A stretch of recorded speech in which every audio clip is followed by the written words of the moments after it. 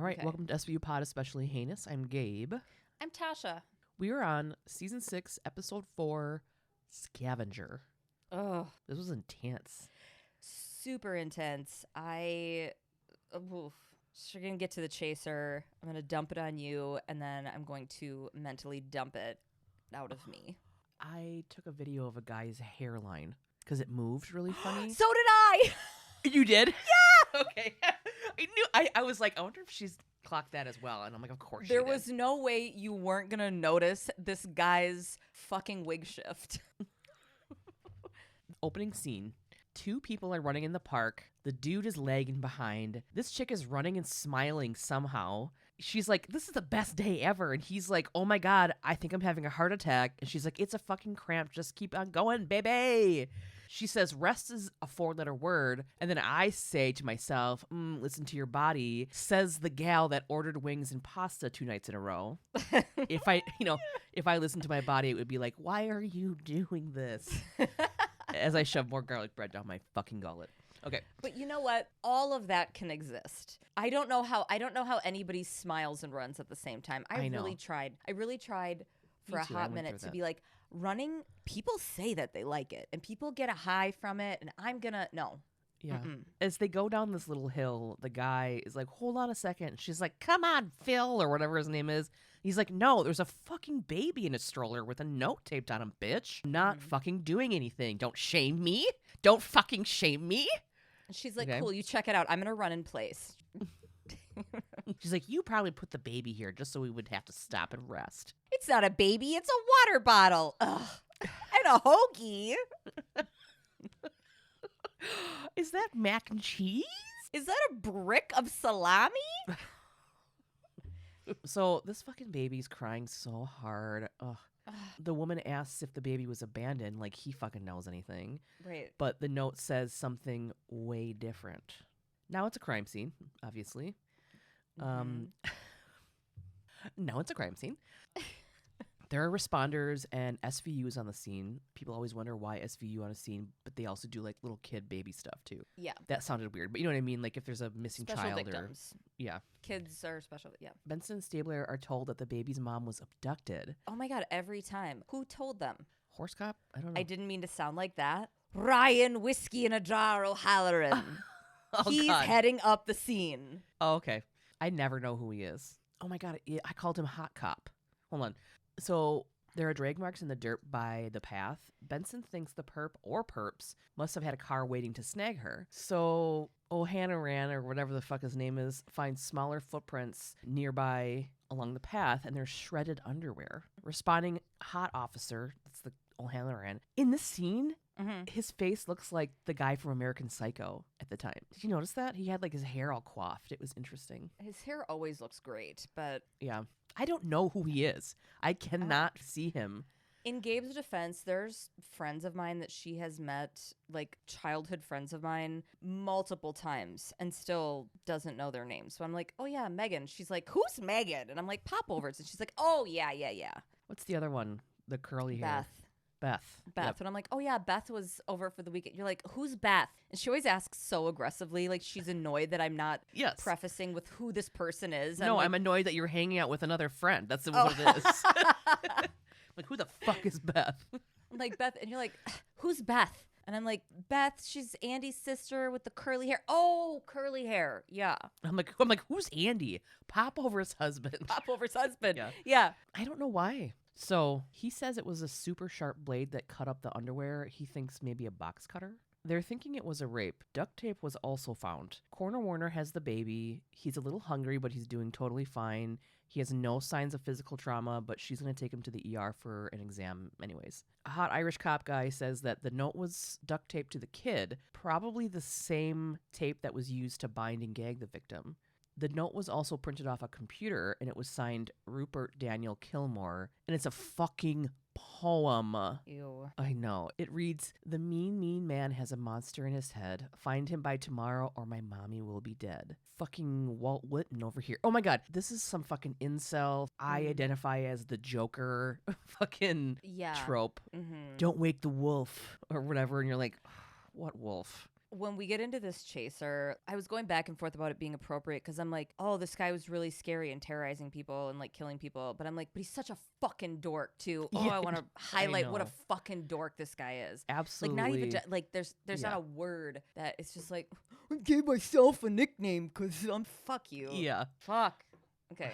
Yeah. It's like, wow. Mhm. Anyways, theme song.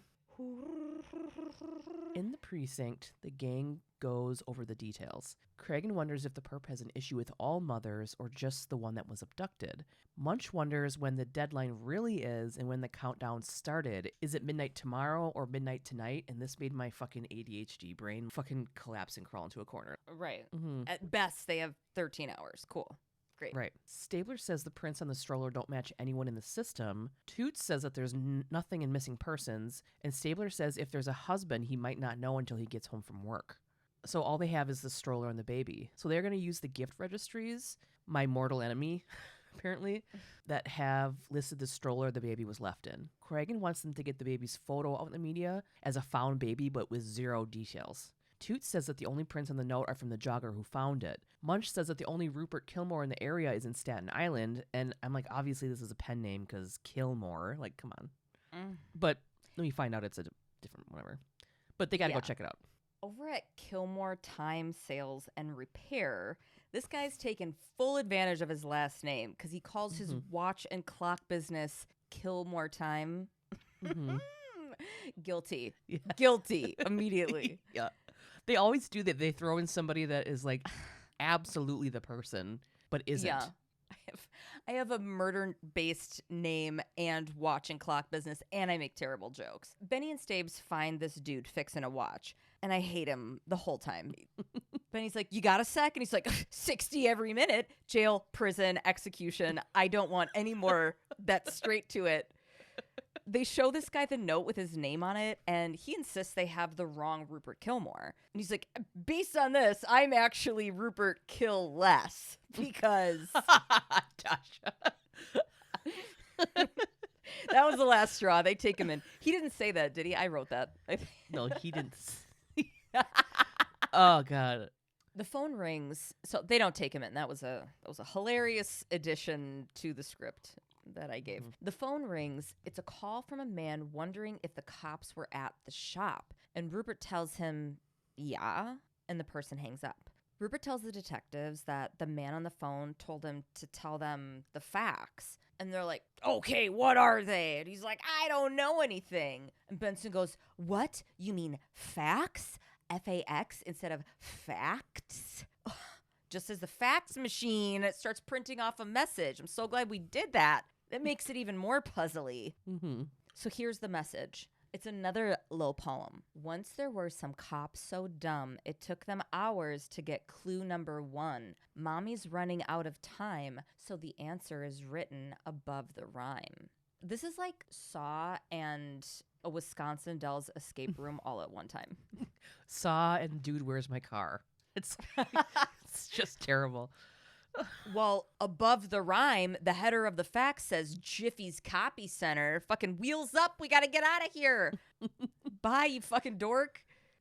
Actually, you're just having your silly little business. You're just a watch guy. You were so excited when you came up with the name of your business. Tasha, let people have things that bring them joy. Detectives run over to the copy store and ask an employee about the facts. This kid in a 2004 Justin Timberlake ramen noodle wig looks 18 if he's a day. This is the kid with the hairline. When they walked in, he lifted his eyebrows and his entire scalp moved 1.5 inches. I mean, it was the biggest shift I've ever seen. Yeah. I'm so glad that you recorded that as well. Yeah. His IMDb headshot, though, it's so weird because it's been 20 years, but now his headshot is like a 65-year-old professor. Like, he looks super distinguished. So they're like, what about this fax? And he's like, oh, was there a cover sheet? There wasn't one. And he tells him that a thin black man that seemed really antsy sent that fax. He paid and left without waiting before it was sent. The employee tells Stabler that the guy looked unhoused and was wearing this ratty old overcoat. And immediately I'm like, this guy was obviously a pawn. One woman speaks up and says she passed him as she came into the store. He was headed toward the alley. Benny and Stabler, boop, go out to the alley and find an older black man sitting on the ground. They draw their weapons and ask him, where is she? Right. He says that they must be the cops that he was supposed to wait for because he sent the fax for some dude. This guy is not clear-headed enough for their urgency. So good thinking, Stabler. Let's shake the shit out of him and yell in his face because that's going to help. Right. He tells them that a guy held a knife to his back, gave him $20 and made him send the fax. And he was supposed to remember to tell the cops some kind of clue or riddle. Mm-hmm. But he keeps nodding off. And they're like, come on. Blah. Stabler digs through the trash and pulls out half a candy bar. And Benny makes the guy eat it. You can't I'm like, come do on, that. you guys. You can't do I know. that. You wouldn't just be opening up trash, but like you don't know what the. Oh my, that's okay. Like, but he nods off, and Benny's like, he needs sugar. I'm like, do you think he's a diabetic, or do you think he's an addict? You don't know. You're gonna shove it, and they're like, here's half a Snickers right on the top of this fucking trash. Okay. There's never been a half a Snickers anywhere. You know what I mean? Anywhere. Nobody leaves a half a Snickers anywhere. Yeah. So I hate this. We hate this. Mm-hmm. The way they're treating this guy is gross. And then the way they continue to treat him. Let's go to the precinct. I know. They're like, The man from the alley has been brought in for questioning, and he found the words. The clue was hog, pat, mend, top, yarn. They had questioned this guy for fucking 8 hours, and he hadn't given anything else. This is all he was able to give them. He's in a fucking cell. Like, why? Yeah, they can't figure it out. But by all means, keep treating this guy like shit. Mm-hmm. They like tell him to shut up. He's like, I told you. And they're like, shut up. And I'm like, what the fuck? No, give the guy a blanket and a meal, Yeah. a place to rest. Maybe his brain will kind of... Yeah, and like treat him like any other fucking person that's giving you information. Right. This guy was held at knife point. I know. We all know this is terrible. So a guy named Eric Liebert is waiting for Stabler in the lobby. He's the father to the baby that was found. This dude looks like Zach Braff and Patrick Dempsey mushed together. He's been in a ton of stuff. Weeds, Sopranos, 30 Rock, Mad Men, Veep, The Leftovers, like a bunch of stuff. The baby's name is Timmy. His wife is Julie. Stabler lets him know that Julie was abducted and takes him over to the detective desk. As they're walking back into the desk area where all of the lights are off. Okay, so they're like standing around this desk. Cragen's telling Olivia to get CSU over here now. And Cragen's about to shuffle the husband/dad Eric away when Eric looks on the desk and goes, that's my wife's earring. Is that her fucking ear? Cut to a small box with a bloody chunk of an ear in it sitting on the desk that they, whoa, weren't able to avoid letting him see. And the dude starts panicking and Toots pops up to take him to Cragen's office. The ear was dropped off at the front desk and it was addressed to Cragen. Munch continues to study the message from the victim/witness who's being held in a cell in the fucking precinct and tells them to look at the return address on the package the ear was in. The return address was the series of words that the man who was helping but being held like a suspect said it was.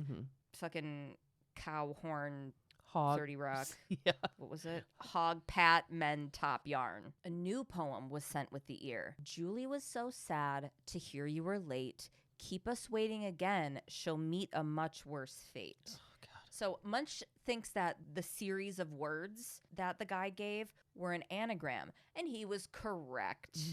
Rearrange all the letters in these words, and it's payphone, Mott, Grand. So go to the payphone at Mott and Grand intersection.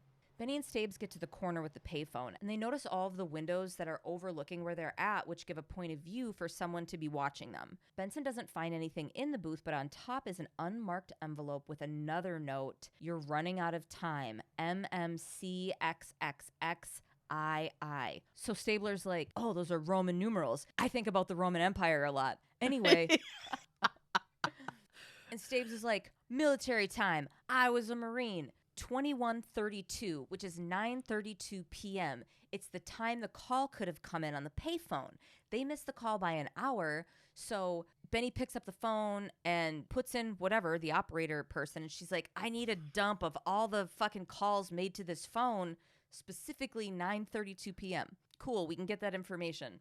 They've got 90 minutes to find Julie. Oh my God.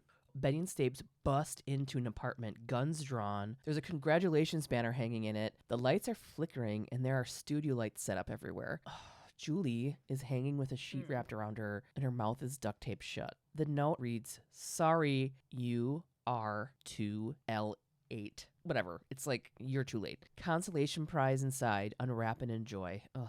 They were 45 minutes late. Stabler's like, oh my God, it's not her fault that we were late. They take the sheet off Julie. Written on her stomach, RDK is, and it's an arrow pointing to her back. This means that the RDK killer is back. He's active again. But the clockmaker guy has been monitored all day and he hasn't moved, so it's not him. What the fuck is this? He's just been happily fixing watches in his little shop. Thinking of different puns. His little Geppetto shop. He's building a wooden boy clock. Toots asked the gang. Someday I'll be a real watch. I love when you do that whistle S. I can't do it. Someday. I got no strings to hold me down. Toots asked the gang if the Vic is missing any fingers. She's not, but he found fingers on a pillow in the bedroom along with a card. Fun, fun, fun. Let's play again. For the next feather in my cap, check the policeman's helmet. And I'm like, what the fuck is going on? This whole thing is very Dexter. Yeah. So back at the precinct, the gang goes over the new details. Cragen says RDK was a serial killer in Manhattan in the late 70s, early 80s. And then I was like, why is he just bringing this up now? But then I realized they didn't know that RDK thing until they found the body. Cragen worked on the cases. He had just made detective. All except one of RDK's 6 victims were raped, dismembered, and killed. RDK. Yeah. So it's not Rupert Daniel Kilmore Watch and Company. Right, It's yeah. his MO. Jeanette Henley was the 6th victim. She fought and got away. She didn't get a look at RDK because he had a ski mask on. Stabler says that serial killers don't just stop. They either die or get caught for something else. I know we're talking about this really serious thing.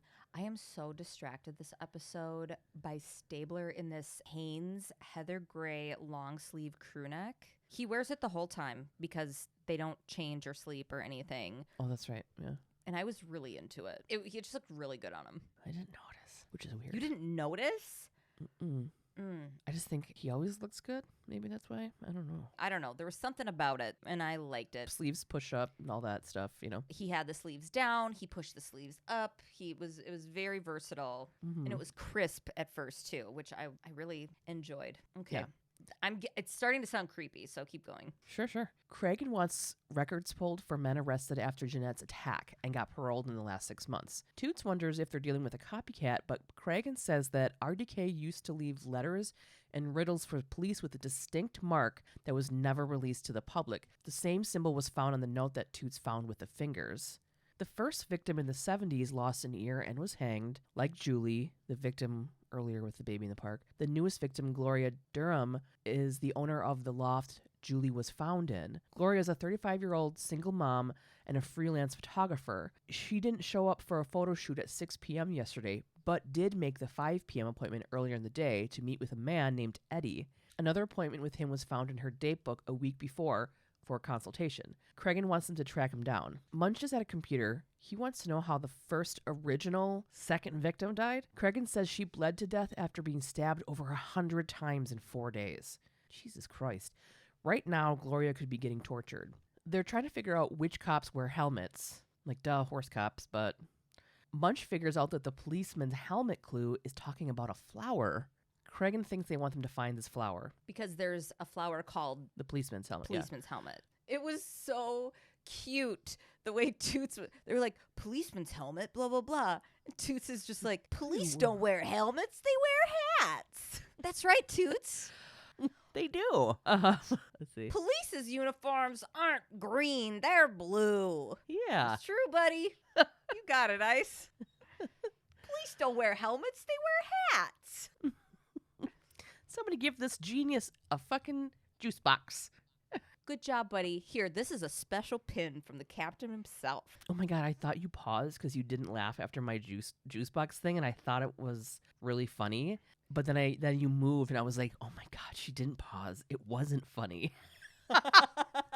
You know what? I had a thought. I was like, do I make a juice box joke later? I make some sort of, or maybe I thought it during this thing because you said it, and I scanned my notes in my head for juice box joke. So I forgot to laugh because I was so busy I forgot to laugh. Benson says that the flower market would probably know who buys that kind of flower. Cragen's like, well, it's 4 a.m. They should be opening now. Okay. And then I was like, what are we in fucking Holland in the 1700s? That's exactly. No, I was like, is this actually, I didn't think that. I'm thinking it right now. Like, this is New York City. It's not just one city. It's multiple boroughs that make a city, and they're all like their own little city. I mean, the amount of people in 2 blocks is like an entire country, basically. Mm-hmm. But the flower market, is this Belle's village in France? I need police helmets. Oh, it's Belle. Belle buys these flowers. The baker came for flour. Not that kind of flour, Kilmore.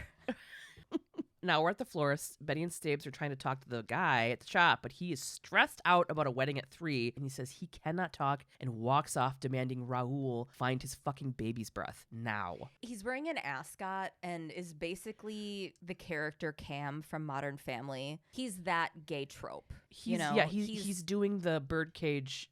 Yes, I was gonna say he's what's his name? Nathan Lane. Nathan Lane. He's doing Nathan Lane. And he's not channeling it very well. But Nathan Lane also does a character in Modern Family named Pepper, who is very similar to that. A florist, right? Who's like, are you fucking insane? And has the guy like a wedding flower. planner guy.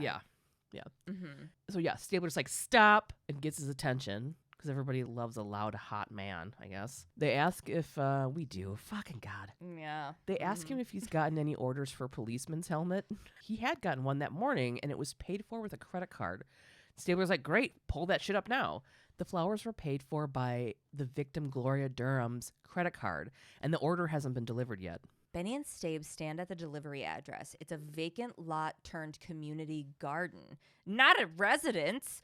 All of the flowers had been pulled up. They go into the shed where they find all the flowers in a pile, and they're covering Gloria's body.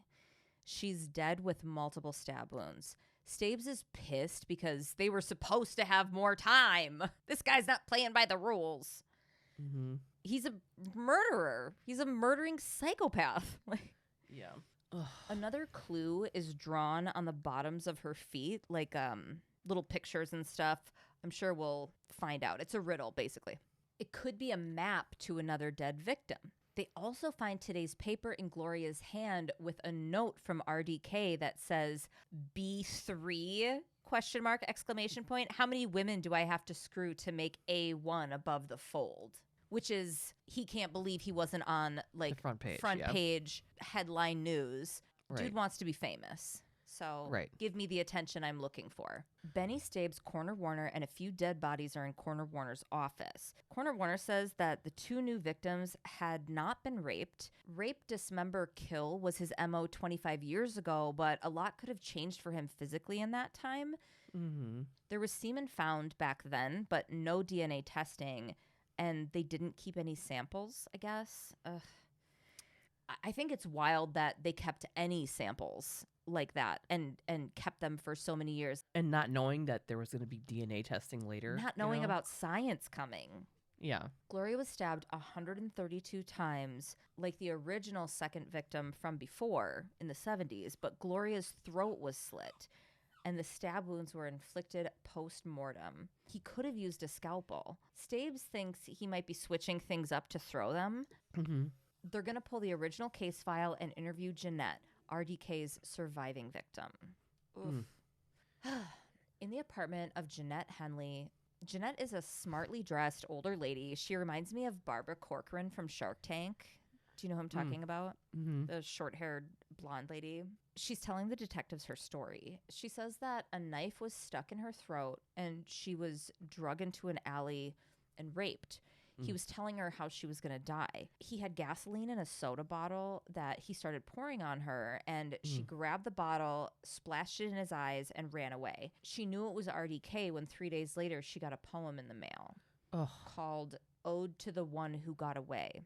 He had her purse with everything in it, her ID, her house keys. She moved that day and is still scared that he's going to find her. Oh, poor lady. I know. I mean, that was 25 years ago. Like, they tell her that RDK has resurfaced, which makes her start panicking. Not in a hysterical way, but like a trauma response, calm Like, kind oh of my way. God, I knew it was coming. I knew he was going to come get me. Yeah. Yeah. She was like, okay, yeah, what do I do? I've been preparing for this. I've been on edge my whole fucking life for this moment. Mm-hmm. And she's like, okay, I got to know what I got to do here because you guys found me. The reporter found me. So, of course, this guy's going to find me. And they're like, the reporter? She goes, yeah, this dude came and interviewed me for the 25th anniversary of the murders.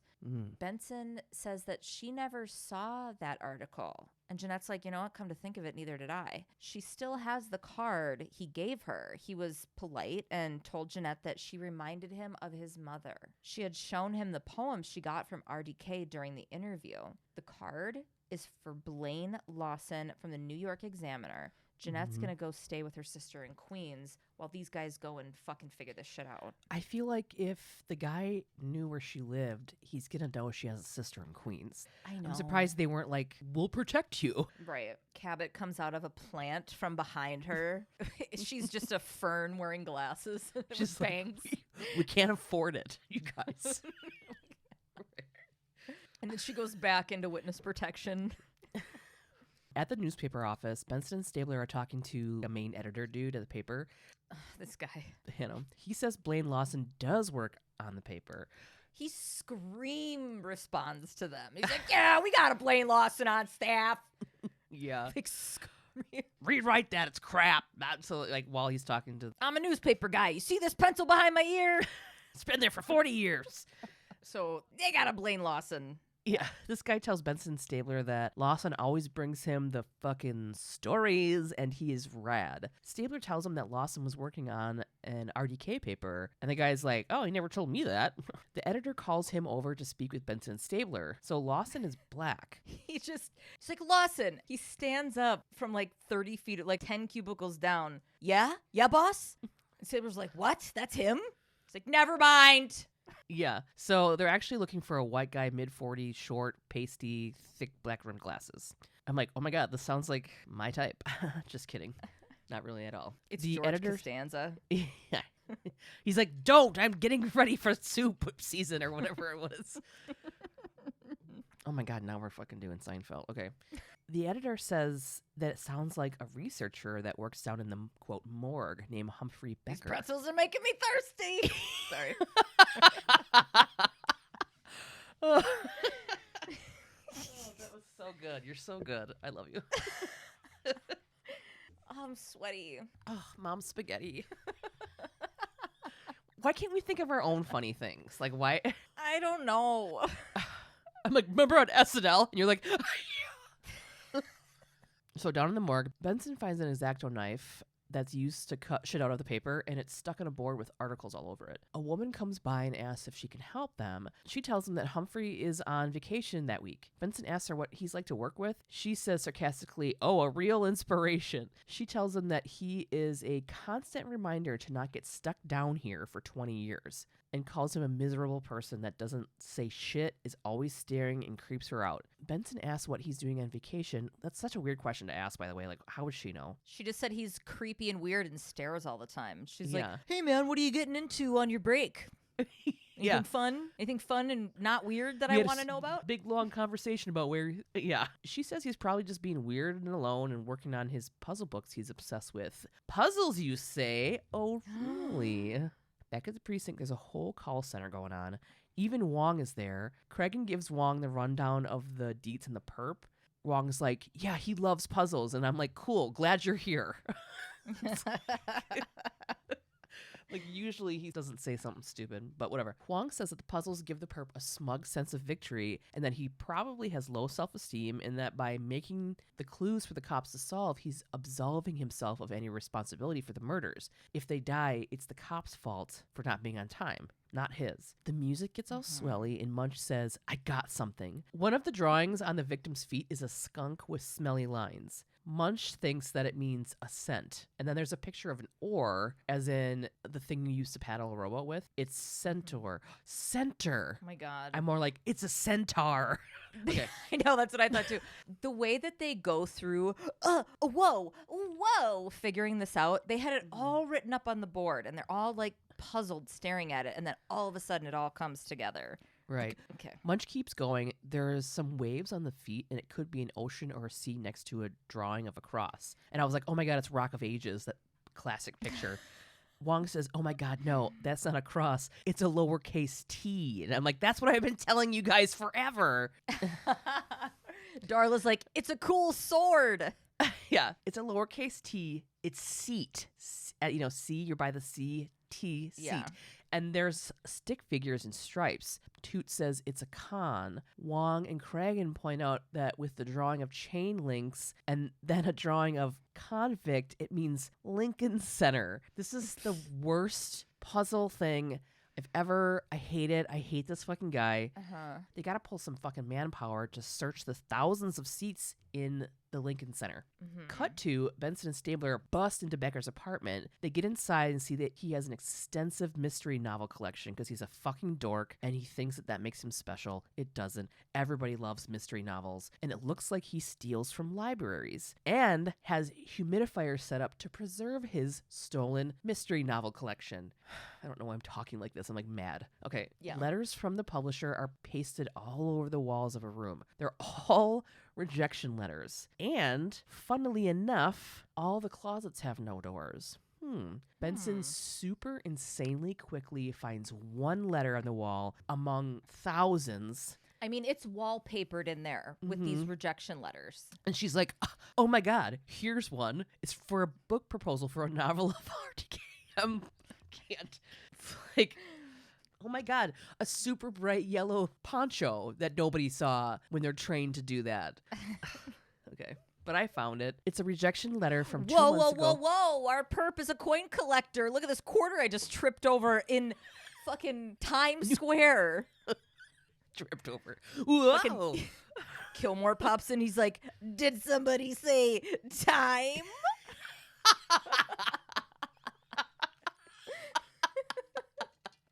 Oh, God. I'm going to move in. I'm going to live under your bed. And I'll just be like, good night, you guys. Ew, gross. No, I don't want to hear fucking any of that. Okay. Anybody say time? Okay. It's a rejection letter from 2 months ago regarding a book proposal for a novel on RDK. It said, at this time, we are only in the market for recent high-profile cases. This guy is starting up the RDK shit, so it's recent, quote-unquote. He's trying to get a fucking book deal. This guy's a piece of shit. Well, we all know that. In the precinct, Cragen gets details on Becker's apartment. Becker is pretending to be RDK. He could be out getting his next victim right fucking now. Stabler's like, we haven't slept in 2 days. And Cragen's like, I haven't slept since I graduated the academy in 1971. Like, okay, well, we're tired, so... Toots and Munch found the clue in the bathroom at Lincoln Center, which took them to a fun house on Coney Island. And then Toots says, which was anything but. That's what I would say all the time. Then to a book about the Dead Sea at the library, and a clue was found in the dust jacket that said if they found this clue, they deserve a reward, and the next victim wouldn't be taken till Thursday. They have 4 hours until midnight, then it's Thursday. The original third victim was a chorus girl. In the note, he tells them to take in a show. And they're like, take in a show? What time is it? The curtains just went up on a show. Like, there's a scheduled time. Munch points out that unlike the OG RDK killer, all of Becker's victims are mothers of little boys. Cragen wants them to go to the theater district and find dancers with sons. Munch notices that the original story on RDK was broken by someone at the paper Becker works at, which explains how he found Jeanette. The original reporter was Morty Graff. Cragen tells him to go find Morty. Munch will do it. So he goes to Conrado's Cigar Club and Lounge and finds Morty. This is Morty's third appearance on the show. The rewind on his acting credits it's just a cool timeline because it spans decades. So he's most recently in Wu-Tang and American Saga, 30 Rock, Nurse Jackie, Donnie Brasco, Escape from Alcatraz, This the guy? OG Starsky and Hutch. Yeah. Oh, shit. The Rockford Files. He was in fucking Serpico. Whoa. Decades and decades. I thought he was long. like hard channeling Mel Brooks in this. He could have been, because yes, But he could Morty, just be that guy because everybody was that guy during that time, you know? That's true. I described him as a George Burns type smoking a cigar indoors. Yeah. And he says he got all the scoops back then by working long, hard hours drinking with the detectives. Yeah, it was the generation that was like the first post-transatlantic fucking accent. Yeah. And they were all doing like a New Yorkie cigar thing. Mm-hmm. Right? Yeah. Yes. God, I'm so smart. He was like the gritty side of that squeaky clean transatlantic Yeah. vibe. God, did we just figure something out? Yes. He got in close with someone from the ME's office back then, but he wasn't allowed to print the symbol found in the original letters. Munch asks about Becker, Morty's research assistant with the apartment full of I'm a serial killer paraphernalia. Mhm. Morty says that Becker is unfortunately a member of the cigar club as well. He shouldn't be because it's supposed to be exclusive to published authors. But he lied about being published to get in and is always asking Morty about the RDK case details. Morty gets up and says he's got to go to his locker, and Munch is like, locker? Does Becker have one? And he's like, everybody's got one. Later, Novak shows up with a warrant to open the locker. I love how she like makes that a reference to like having to fucking break up that judge's poker game again. Oh, I know. She runs in. She did this in like 10 minutes. Munch barely had time to go to the bathroom and wash his hands, and Novak was already there with his fucking warrant. She's like, oh my God, I had to go over to fucking Judge Terhune's poker game, which is always happening, and I had to interrupt that again. Remember that? And they were all like, this isn't funny. It was uncomfortable for me. And Munch is like, yeah, nobody cares. She just wants a fucking thank you, but nobody gets thanked around here, Casey. Munch has been up for He's days. like, oh, poor baby, I've been up for 48 hours. Yeah, and it's like, do you guys all have the monopoly on suffering, you fucking turds? Jeez. I had to pop my head up so you heard me laugh at that. I know, I appreciated that. An employee of the club opens Becker's locker where Munch finds some journals. Novak and Munch start to look through them, and there's a lot of shitty book ideas in there, but then Munch finds a how-to book on being an RDK copycat, including all of the details about the first two victims. They then find details of who victim number 3 is going to be. It's a red-haired woman with a young son. Like, he's got this planned out.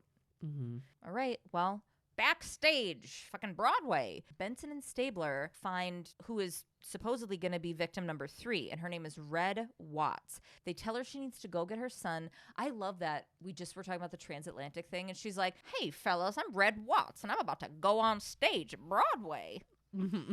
They tell her she needs to go get her son, and they need to get somewhere safe. When shown a photo of Becker, she says she remembers him from the week before. He was waiting outside the stage door for an autograph. He had asked her about her son. She's like, oh my God, is he okay? And they're like, dude, we gotta get you safe. Yeah. So Stabler's like, you gotta go get changed. We gotta get out of here. And while this is happening, Benny gets a call. Jeanette never made it to her sister's. Fuck. So they got to head back over to Jeanette's apartment. So Stabler must be taking Red to a hiding place. Yes, he also said that he mentioned, he's like, yeah, we're going to go pick up your son and bring him to you and get you safe. Yeah. Just so everybody's not like, don't, fuck your kid. It's just about you being safe. You know what I mean?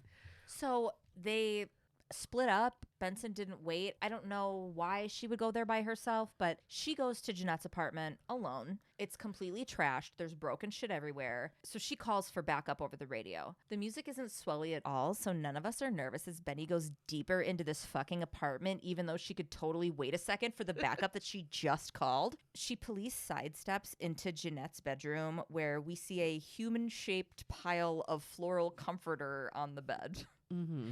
Like a fucking, like Ferris Bueller sneaking off for the day. It's so fucking... Benny rips the covers off and finds Becker hiding under the covers, laying there with his fingers threaded between each other on his chest. He's like, hi. Whoa.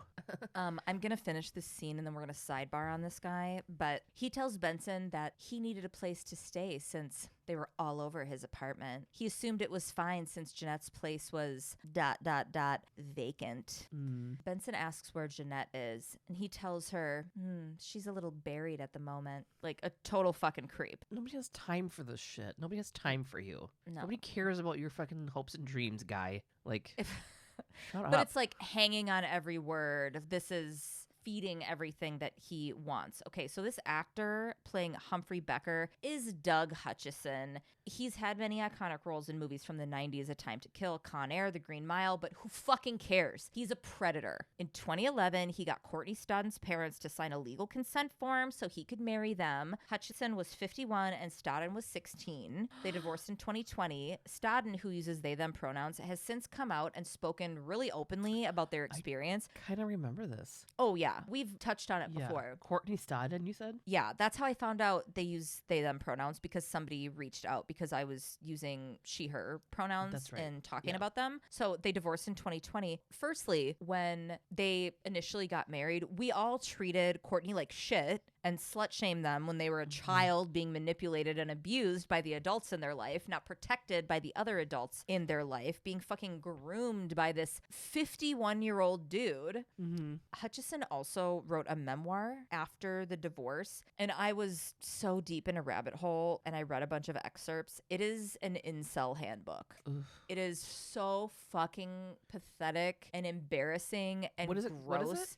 The memoir that Doug Hutchison wrote after the divorce with Courtney Stodden. Oh. It's just like why Hollywood's not fair, naming all of these actors that aren't as good as him, that were terrible to work with, and why they were terrible and why they weren't good actors and why they're, I mean, he's talking about like Samuel L. Jackson and shit, like saying that these people are terrible and whatever. He's a jealous little fucking incel. He's disgusting and he's not that great of an actor. The book is called Flushing Hollywood, Fake Boobs, Fake News, a memoir. Wow. Mm-hmm. He's a fucking douchebag. It made it really hard to enjoy the rest He of was this that episode. shitty. Yeah, I don't know much about that, but now I'm going to look into it. He was in The Green Mile, right? He was like that shitty. Yes. Fucking. He always plays a shitty little creep because he can't play that far from himself. But yeah. Okay. In the precinct, Becker has been brought in. Stabler shows up and Cragen lets him know what's going on. They're doing like a fast walk and talk. Everybody's trying to talk to him. He's just trying to get straight to the room because they don't have much time. Mm-hmm. Becker only wants to talk to a lead detective. I love it. Stabler was like, what about Olivia? Cragen's like, nope, he won't talk to Olivia because he wants it to be, quote, man to man. Okay. Then Olivia screams, I am no man, and stabs him in the face and he implodes. Lord of the Rings. I don't even think that part No. was in the books, but whatever. Was it in Ben's- the Movie. Was it in the movie? Yeah, it was I don't really know. I don't- cringy because she goes, I am no man. And then goes, ah, and it makes this weird, like, stabby face. And I'm like, ugh. It was a cringe part.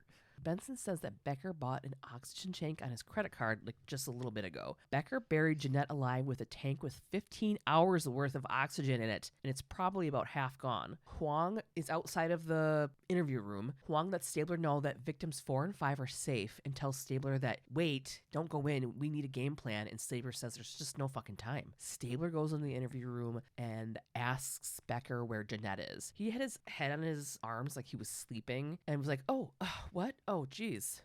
Is it true only the guilty sleep? And Stabler says, yeah. And Becker says, well, I guess you got me. Shut up, nerd. Like, he's such a fucking dork. Yeah. He checks the time on his little pocket watch, and he's like, oh, geez, look at the time. Stabler tells Becker he hasn't slept in 2 days. And Becker says, I know, but wasn't it fun? And Stabler's like, dude, no, nobody cares. You lost. And then Becker says, and yet, where in the world is Jeanette? God, this guy fucking sucks. Mm-hmm. Just fucking, like, crack his neck and be done with it. Who wants to deal with this shit? Okay, Stabler tells Becker that he guarantees he's going to tell him where Jeanette is. Becker's like, yeah, right. You can't play bad cop without a good cop here. I'm a big fish. And he's positive the whole precinct is watching behind the glass. Then goes over to the two-way mirror and tells them that if he's stuck in the room, so is Stabler. And if anyone comes in or out of that door, the game's over. And Stabler's like, okay, I'll play. Becker says he's the final clue, as in himself, and asks Stabler if he thinks he is smart enough to get it out of him. Becker then tells Stabler he knows every trick in the book because he's written 27. And Stabler's like, yeah, I know, I saw the rejection letters that papered an entire room in your stupid apartment with your stupid books, you fucking dork. Becker gets visibly irritated and says, I think I'll take a nap. Oh, like, fuck off. Stabler gets a call. It's from Huang, but he pretends it's Kath. He's like, yeah, right. My wife wouldn't call. I haven't seen her in 4 months. Huang thinks Becker wanted to get caught because he craves attention and recognition. Dude's been a loser his entire life, and belittling him will only make him shut down. Stabler needs to play into Becker's vanity. And then Becker's like, oh, am I fucking boring you? And gets mad that Stabler took a call and tells him to turn off the fucking phone. So then Stabler kind of very obviously turns nicer, which would have made me be like, I get it. Stabler starts to talk to Becker about the books and says that Becker misunderstood what he said about the rejection letters because it actually takes a lot of time and effort to write 27 books. Becker falls for it and is like, yeah, it does. Stabler calls the whole thing that he cooked up, quote, clever, and Becker is like, yeah, right, more like brilliant. Stabler tells him that the RDK book will be a fucking bestseller, but he can't profit from the crimes, because of the Son of Sam law. It just means that if the criminal that if they write a book, you can't profit from it, goes to the families or something like that. Yeah. Becker's like, what? I don't care about the money. What he wants is to prove everyone wrong. He wants to be a legend. Stabler says it's going to be a bestseller because serial killers are very popular right now, / forever. Becker says that'll show her, then corrects himself and says, them. I mean, Stabler notices this and responds, her? Her? Becker continues, them, those small-minded publishers. Stabler wants to know who her is. Becker won't tell him. I guess you'll have to buy my book. Stabler asks him why he skipped the chorus girl and went straight to Jeanette. Becker replies, because you guys were ahead of me. You figured out who I was, so I had to jump ahead to Jeanette. She was RDK's original 6th victim that got away. She eluded him, but not me. Stabler's like, well, she's fucking 65 years old. So not that hot, bro. Like, you're not fucking... She's mid, at least. No, I don't mean her. I mean, he's just like, yeah, she couldn't evade my amazing fucking abilities. RDK sucks, but I rule. That's not the flex that you think it is, brother. Yeah, she's an older woman. It's been 25 years. Like, you're not crushing it in the way that you think you are. Becker looks at his little clock and says, not looking good for 66. Fucking asshole. He's not saying shit to Stabler. Stabler's phone starts vibrating again, which really pisses off Becker. Hot. And he's like, oh, it's a 911 call from my wife. Okay. The Kathy line isn't going to work again. All right. It's not even Kathy. Oh my God. It's Benson. He's not going to be sitting with a fucking serial killer who is just like, you better not fucking answer the phone again. He's like, yeah, but my wife wants me to pick up milk on the My way. My wife. And the dude's like, oh yeah, for sure. But it's not Kathy, you guys. It's Benson.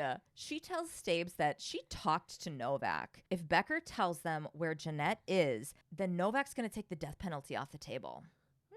But while Benny's telling him this, he's still on the phone with his wife. So into the phone he goes, oh, I don't think so. You know I don't like to let the kids get away with things like that. All right. Boop, and hangs up. You're not answering the phone for your what? It was just, you should have waited when Huang was like, we need to come up with a plan, because you pretending to care about your wife calling tricks nobody. Well, it's funny because this guy that says, I know every trick in the book, doesn't seem to know any tricks in the book. You know what I mean? And immediately stumbles the first time. He's like, that'll show her. And he's like, what'd you say? Did I say that out loud? Yeah. Becker's pissed and says if the phone rings again, the game is over. He's threatening him the way I threaten my children. He's like, you better not answer that phone again. If that phone rings again, this is the last time. The phone rings and he's like, 1, 2. Do you hear me? I'm counting. Screen time's over. Stabler's like, takes his iPad. Nope, no more Minecraft for you tonight, buddy. Stabler's like, okay, dude, you win. And it's thundering and lightning, raining outside. It's very intense. This whole scene is very, very intense. Stabler relays what he got on the phone from Benny. If Becker gives up Jeanette, he's not going to get the death penalty, and he can give that to him in writing. Becker makes a psychotic but good point and asks, well, what if I tell you and you find her, but she ran out of oxygen and she's dead already? What about that? Like, is it still on the table then? Guy. So this opens up the conversation to talk about how much time they've got. Yeah. There's technically about 4.5 hours of air left in the tank, but it's likely she's breathing heavier, so she'd be using more air than normal. Because she's panicking, yeah.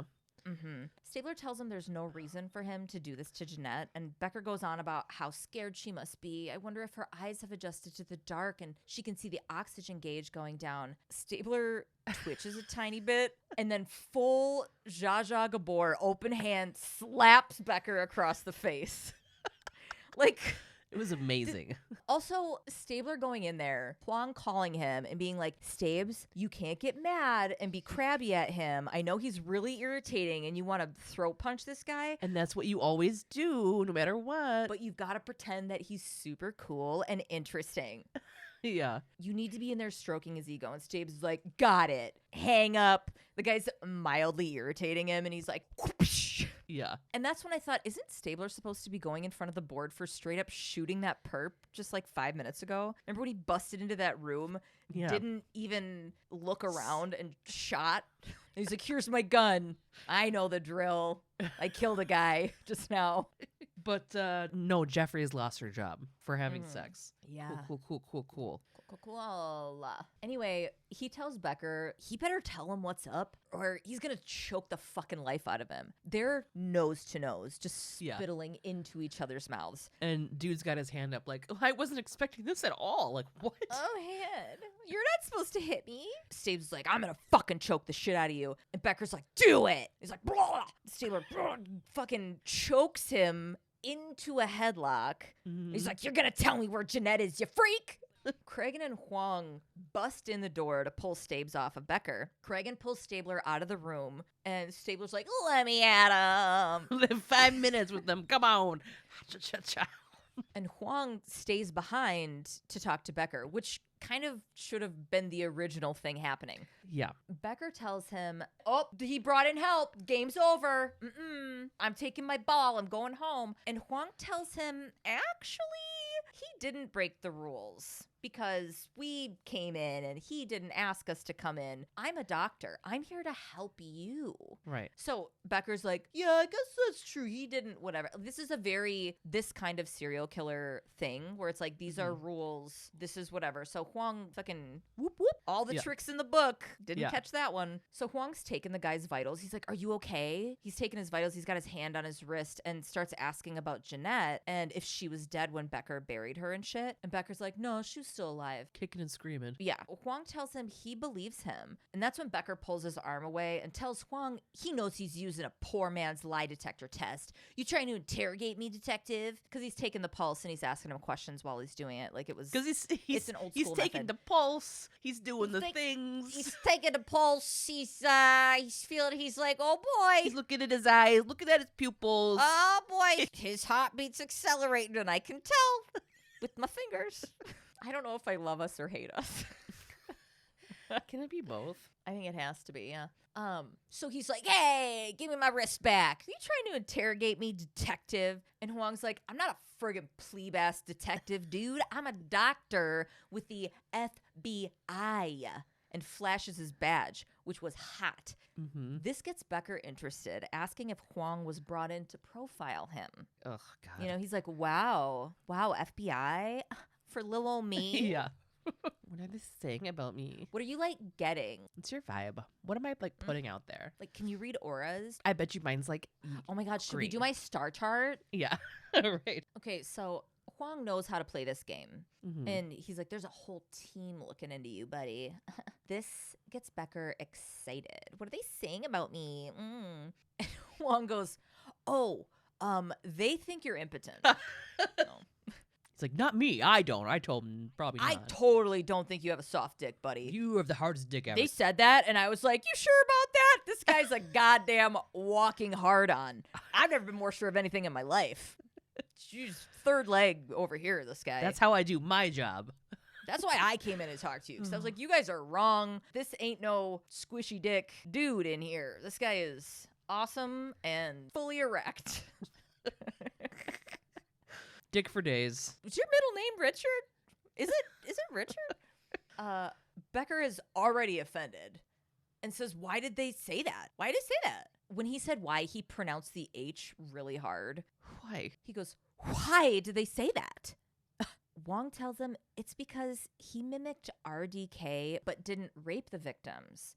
But Wong totally gets that too, bruh. Like, This makes so much sense. You didn't do that because it would have been like having sex with your mom, dude. You targeted women with sons and told Jeanette that she reminded you of your mom. You never hurt the little boys because they were innocents, you know? Oh, this is where I made a juice. I was like, we pan through the glass to the other side where Stabler is sitting in the calm down corner with a juice box. Okay. So we pan to the other side. Benny's going to go see if she can find Becker's mom. We can still hear in the room where Huang tells Becker about his rage against women, but how he identifies with their sons. And goes, what did your mother do to you? Becker's mom, Ida, is brought in. She's wearing a plastic hat. She's adorable. I know her. I just don't. Tasha, you probably did all this. This is iconic actor Anne Mira. Archie Bunker's Place, Rhoda, Alf, King of Queens. She's so recognizable from her decades-long career. She was married to Jerry Stiller. This is Ben Stiller's mom. And so she also made a ton of cameos in Ben Stiller's stuff. And she passed away in 2015, R.I.P. That's right. Yeah. Ida tells them that they must have the wrong person. None of this could be her Humphrey. Her son was destined for great things. She named him after the legend Humphrey Bogart. She hadn't seen her son in over 25 years. They had a falling out over a scandal. Ida was working 2 jobs to put him through journalism school. He plagiarized his thesis and was fucking thrown out of school. And she's just having these chats with the detectives like it hasn't been 25 years. Yeah. She's seen her son. It's really weird. They're just really trying to get her into the interview room. She's like, oh, okay, yeah. Right. So she's brought in. Becker's like, whoa. She sits at the table with her son. Wong sits down too, and Stabler hangs out by the door. Ida asks him what he's done to his hair. It's so weird because the way she talks to him, it's like, you haven't seen him in 25 years and you're going to like start ragging on him immediately. It's super weird. And then you kind of like get what's going on here. Not that it's her fault. No, but she can also be a bitch. It's the Ed Kemper of it, you know? Yeah. It's the relationship with the mother part. Yeah. I mean, lots of people have shitty relationships with their mom and don't do this stuff. Just saying. Right. She tells him about how when he was little and how his hair was so curly and blah, blah, blah. And he's like, I'm in a fucking police station. Why are you talking about this? He tells her that the detectives aren't interested in his childhood, but Wong's like, but we are. Actually. Super interested. Yeah. Becker asks for a little bit of time to be left alone with his mom, and Stabler's like, that's not part of my rules. Tough stuff. Next. Tough double stuff. Oreo. Shut up. Shut up, nerd. Nerd. Ida goes, okay, Humphrey, tell him where you put the lady. Becker tells her to fucking stay out of it. You want to know where Jeanette is, Ida? In a lonely place, ready for the big sleep. Referring to Bogart's films. She's pissed. She's like, how dare you disrespect Humphrey? She's like obsessed with Humphrey Bogart. Yeah. He tells her that she'll be really proud that one of the aliases he used was Eddie Willis. It was from Bogart's last role or whatever. Ida says, you're a disgrace to his name. And she's like really obsessed with Humphrey Bogart. Stabler tells Becker, why don't you tell your mom what you've been up to? Then Becker replies, why don't you shut your damn pie hole? Got him. Sick burn dork. Rejection letter number 28 up on the wall. I'm sending this joke back. Yeah. It's been rejected. Ida tells him to watch his language. And even when Bogart played a bad guy, he never used that kind of shit. He never worked blue. I don't know what that meant. Oh, working blue? Yeah. It's a term used, terrible example, Cosby was known for never working blue, and he always talked shit about, like, Eddie Murphy works very blue. Blue just means that you use foul language and adult humor. He never worked blue. Never heard of that before. Becker goes, sorry, Ida, I didn't mean to disappoint you yet again. Ida replies with, I should be used to it. And she's so embarrassed. She had such high hopes for him. He was supposed to be somebody. Now he's in a fucking police station. Becker goes, dude, I'm sitting right here. I can hear you. He tells her that he did what he did for her, that he will be famous like she always wanted. Happy now, Ida? Ida says, you were never anything but fucking trouble. Huang and Stabler are fucking just loving this. Oh, they rolled in like the full old-timey popcorn machine. You know, the one on wheels? Yeah. Shh, don't mind us. They're turning the little crank. Huang asks Ida if Becker was a difficult child. She tells him that she couldn't take him anywhere, not even to the movies. He would throw a tantrum when the lights went off and was totally afraid of the dark. She would leave him at home, locked in the closet, so she could go out to the movies. That way he wouldn't hurt himself running around the house. That's why his closet has no doors. Then she goes, he'd get so worked up that he would soil himself. Oh, it was so fucking weird. Becker is grabbing his fucking head and screaming and begging her to shut the fuck up. He gets so fucking pissed. You can see Stabler behind him ready to grab him. He lunges at Ida, shouting that he will kill her and starts calling her a fucking bitch. Stabler grabs him and he's like reaching for his mom. And she goes, oh, see how he treats his mother? And I'm like, just 25 years. Like, Stabler drags him out of the room and he's fucking clawing for his mom. Becker goes, where are you taking me? And Stabler goes, my game room. Benson knows what Stabler is doing and opens a closet door and smashes the light. I mean, she could have unscrewed it, but that's fine. There was no time. There's no time. Stabler drags him into a closet. Benny and him are keeping him shut. He's banging on the door. Stabler keeps saying, where's Jeanette? And he's just like, oh my God, Cragen comes over and says, I thought you could use this. And it's a key, so they don't have to keep holding the door shut, and they lock it. Finally, Becker tells them that if they let him out, he'll let them know where Jeanette is. And they're like, nope, you guys say where she is first. That's not the game. It's not the game. It's not my game. It's my game room. It's my time. My game room now. He tells them that she's in a dump in Staten Island. Please let me out. And Stabler says, Jeanette first. And Benson and Stabler take off like the wind. Cragen's going to call ESU. At the dump, Jeanette is found in a fridge with a chain around it. The guy that was unlocking it with the chain locker cutter thing, Stabler was behind him. Like he was teaching him how to play pool and helping him. Did you notice that? No. Oh, God. He's like, there's no way this guy will get it. I got to go directly behind him and put my dick on his butt and help him. Fucking. She's alive, barely breathing. The O2 is almost out. She keeps saying over and over again, he found me. I knew he would. He'll get out. I know it. He'll never stop till he gets me. Benson and Stabler tell her that she's safe and that Becker will never fucking get out to find her. Toy fucking Yoda. Okay. I hard binged BTK Confessions of a Serial Killer on Hulu for this. Mm-hmm. With all the shit like this that I watch and the fact that I already knew about this guy, I was surprised by how much it scared me. I had a little trouble sleeping last night and double checked with John that our security system would still work if the power was turned off or if the line was cut because it freaked me out. Does it have like a little generator somewhere? If the wire gets cut, it immediately contacts the police. Oh, okay. Like it contacts everything. Like it immediately Yeah. It's whatever system. It's what's it called? It has a backup to a backup to a backup system. Is the line somewhere outside? No, but like if the power goes out or no, I mean like if it. Do you know what I'm saying? Where can it get cut from? Well, I don't mean cut. I mean like cut off. Like cut. Okay. Not like physically. Like somebody comes with little scissors. I'm talking about That's like what I thought. if the line gets cut, like if the is that not what that means? Because I always thought people were like snipping wires. I mean, back when people had phone wires and shit, there was a straight up cord that was on the side of people's houses and shit, and they would cut the actual wire. But I'm surprised they never like put those in like metal tubes on the side of the house instead of just. I don't know. The power went out recently, and it was like this huge alarm started going, and it was all fucking crazy. And Darla was like freaking out because it was bananas. Mm-hmm. This documentary that I watched, it's a documentary series. Have you watched it? BTK Confessions of a Serial Killer? I don't know. When's it from? Last year, 2022. Oh, then I don't think I have. I haven't seen that one. Okay. It Maybe. focuses on his crimes, but through the eyes and communication with Dr. Catherine Ramsland, who is studying him to further understand and broaden our knowledge and like law enforcement knowledge of the mind of a serial killer in hopes that future investigations don't overlook possible suspects because they don't fit into the serial killer box, right? The profile. It's extremely interesting. She's written a ton of books. She's amazing, but she's in direct contact with him. It's a really interesting series. But is he still also, alive? I didn't even realize that. Yes. Shit.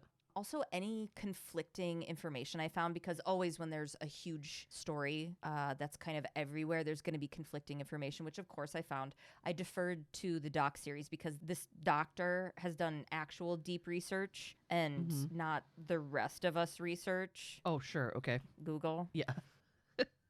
So let's get going. I'm going to tell you about Dennis Rader. Dennis Rader was born on March 9th, 1945 in Pittsburgh, Kansas. He was the eldest of 4 boys and grew up in Wichita. By all accounts, including his own, he had a good childhood, good parents. He called his dad his hero. He has said that he harbored some resentment over feeling ignored by his busy mom, but by all means, become a serial killer, Dennis. Like he said, he's like, we had a good childhood. It's not every serial killer's experience that, you know, that's one of those misnomers. Yeah. About, quote, every serial killer. As an adolescent, he had a vivid and active fantasy life. He was playing games that we all played with neighborhood kids, cops and robbers, the wildly problematic cowboys and what we called indigenous people at the time. Oh my God. I totally was thinking about that. I was thinking about that whole so- thing. Like, I had a 90s theme party that was that when I was like 6.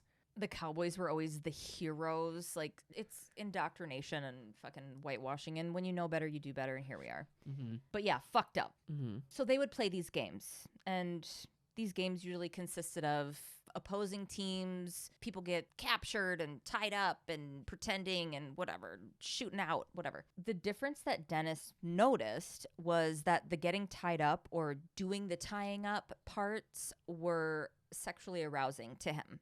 At a very young age. Also, without going into detail, he abused farm cats in ways that would carry over into his crimes. I'm not going to talk about it. A dominating teacher at school was the subject of his first fantasies of a person. So there was one particular time he was watching her through her window, and he was engaging in voyeurism super early on. He tied himself to a fence outside, fantasized about torturing her, and came to completion for the first time. So that is his first wire connector. Like the first time he had that kind of response was to that.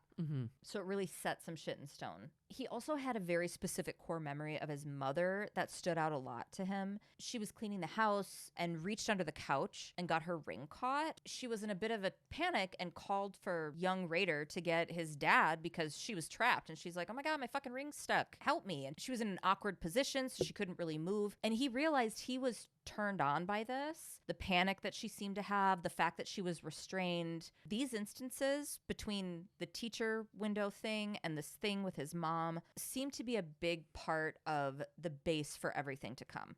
When he was 14, Rader and everyone else in the state of Kansas heard about the murder of the Clutter family. 2 newly released prison inmates had wrongly heard there was a safe full of money at this farmhouse. So they went there and killed everyone, but only left with petty cash and a transistor radio. There wasn't a fucking safe there. And this really resonated with Rader because the family was bound with rope, which was heavily in his fantasies. And not only in that instance, but this is around the time he became infatuated with other serial killers. What they were doing was obviously appealing to him, but also the recognition they got. He first got really into Harvey Glattman. That was his first big one that he deep dove on. He was a serial killer out of California, and we've talked about him. We actually did a series of intermissions in season 1 with our friend Shelley, and Glattman was focus of one of them. So check that out. But Harvey Glattman came up pretty hard in some of the shit, so she tells the story of that fucking guy. His shit was he would pretend to be a photographer and lure women looking to be models. I mean, Rader can't get enough of taking in information about these people. It wasn't called true crime at the time, obviously, but Glattman, he would tie them up, right? Yeah, he did. Also, consuming all of these stories confirmed to him what he wanted to do as well. He wanted to be famous, and he wanted to be a serial killer and be known for it. After graduating high school, Rader served in the Air Force from 1966 to 1970. He moved back home to Park City, a suburb of Wichita, and soon met Paula Dietz at his parents' church. They got married with plans to start a family. At one point, Dennis was so excited because he got this job building planes at Cessna, or building engines. He was super pumped about it. He was really proud of it and enjoyed the work. So when he was laid off from that job, he was devastated. And he used that frustration to justify breaking into his first home. So at first he was doing his voyeur shit, watching women, fantasizing, but knew he would eventually escalate. Dennis Rader was 28 years old when he he committed his first murders. He had spent about 2 months watching Julie Otero. He first noticed her as she took her kids to school and became fixated on her. Rader had planned to kidnap Julie and take her to a secluded barn where he would eventually hang her. On January 15th, 1974, Rader cut the phone line and entered the house when 9-year-old Joey was letting their dog in from outside. Julie's husband Joseph wasn't supposed to be home that day, but he was, along with 2 of their 5 children, 11-year-old Josie and 9-year-old Joey. He took the family to the bedroom at gunpoint, tied them up, suffocated, and strangled them. Josie was later found hanging from a pipe in the basement. Oh my God. Police also found semen on and around her half-dressed body. He took a few items, what he called tokens, which were usually items like jewelry, women's underwear, and lingerie. This first time, though, he also took a radio in reference to the Clutter murders that had influenced him so heavily. He left and went back to his life as a husband, churchgoer, community member. He called the switching extremes of his personality cubing. Interesting. As in, like, he's a cube. One side is the father, then the husband, the community member, stand-up guy. One of those sides was the dark side, and he could flip into whatever he needed to be for the situation. So if he's the father, the husband, this stand-up member of the church, whatever, the dark side is on the other side of that cube. You can't see that side. That side doesn't exist in this reality. So in his mind, they're very, very separate things. He had a ton of names for different shit that he did, like the cubing, the whatever. I'll get more into it. This guy is so fucking irritating to me. I gotta watch this. The base of his personality. I know the focus is he's a psychopathic, narcissistic serial killer, but like his general way of being and the way he talks about shit is so pathetic, and I hate him. He's just as irritating as the fucking serial killer in this episode of SVU. Yeah. Yeah. You're just like, dork. Shut up. Yes. Yeah. That same year, Catherine Bright was 21 years old. She was a student living alone. Rader was going to school at Wichita State University at the time as well, majoring in what? Administration of Justice. Ugh. He watched her for about a month to learn her patterns. She came home every day in the afternoon around the same time, so he decided when he was ready, he would break in and be waiting for her. On April 3rd, 1974, Catherine's 19-year-old brother Kevin spent the night at her place so they could go shopping together the next morning. On the 4th, they went shopping, and when they came back to Catherine's house, Rader was there. He wasn't expecting Catherine's brother, so he tied both of them up and put Kevin in one room and Catherine in another. He doesn't care about Kevin. You're tied up. You're not my focus. I've got a one-track mind. This is what my focus is. I'm going to tie you up, and that's that. Kevin was able to get himself out of the ties, wrestled with Rader for the gun. It went off. The bullet hit Kevin in the head, and he collapsed. Thinking that Kevin was dead, Rader went back to torture Catherine in the other room. As soon as Rader realized Kevin was still alive, he went back to shoot him again. Then again, going back to Catherine, this is my focus. He's dead. Good. All of a sudden, Rader hears Kevin run out the front door. Realizing he now had limited time and strangling Catherine was taking too long, Rader stabbed her, killing her before he fled. Kevin Bright gave a description, so Rader's face was out there, but no one ever made the connection. Initially, the Oteros and Catherine Bright weren't linked. These were 2 separate investigations. The MOs were different enough. They didn't see enough similarity to connect the 2. Rader saw these things going wrong, Kevin being there, Joseph Otero being there, as bad luck, like he was a victim somehow. Then there were arrests made in the Otero murders. Instead of being relieved to be under the radar, Rader was pissed that someone else was getting the credit. He had this arrested development, this childlike need for attention, so he needs this credit. He can't let it go. He can't be cool with being in the wind, you know? Yeah. It was part of the objective, getting the credit. Yeah. In October of 1974, Rader called the Wichita Eagle and Beacon newspaper and told them there was a typed letter related to the Otero case on the 2nd floor of the public library in an engineering book. The police were immediately called, and a detective went and retrieved the letter. It was this big, long letter, but it started off with, quote, "I write this letter to you for the sake of the taxpayer as well as your time. Those 3 dudes you have in custody are just talking to get publicity for the Otero murders. They know nothing at all. I did it by myself and with no one's help. There has been no talk either. Let's put this straight. Then he goes on in full detail of the crime, what he did to each member of the family, their injuries. It was all super intimate knowledge that only the perp would have. Yeah. They didn't release this fucking information. He closes this letter with a PS. Since sex criminals do not change their MO or by nature cannot do so, I will not change mine. The code words for me will be bind them, torture them, kill them. BTK. You see me at it again. They will be on the next victim. He named himself like a fucking dork, gives himself his own nickname. Yeah. You guys are going to call me BTK. That's my nickname. This is my fantasy. Yeah. They should have mixed the letters up so that it would piss him off. That's why I refuse to call it. I'm like, you're Dennis Lynn Rader from fucking Wichita, Kansas. Okay? I'm calling you Denis. You're Denis Rader. D-nasty. You fucking call me BTK. Fucking Dude, call me Blazer, dude. such a fucking... Is that all very scary? Yes, it is. Just the dork fucking energy around how bad he wants to be this thing. He wants to be in this club. Well, he is. He is. He is. And he is a terrifying psychopath. Mm-hmm. I don't even want to give him that, though, because he likes it. You know what I mean? I had no idea he was still alive. I guess sometimes those like old serial killers are mythological almost because it's like so fucked, you know? You're like, that person's not alive. I know. A lot of this was happening so recently that I'm like, not the crimes, but the, you know, when he was caught and everything. This letter, this crazy letter of like, hey, I'm going to kill more people. I'm a fucking serial killer. Police withheld the information from the public. Mm-hmm. At the time, they were concerned about people freaking out. Yeah. But he had sent this. He called the fucking newspaper. Yeah. He's like, I got this letter. He's waiting to see this run in the paper. And it never did. So this thing that drives him, that would drive him, he's got another cool name. He called this feeling, this thing that made him do these sexually based crimes, Factor X. Oh my God.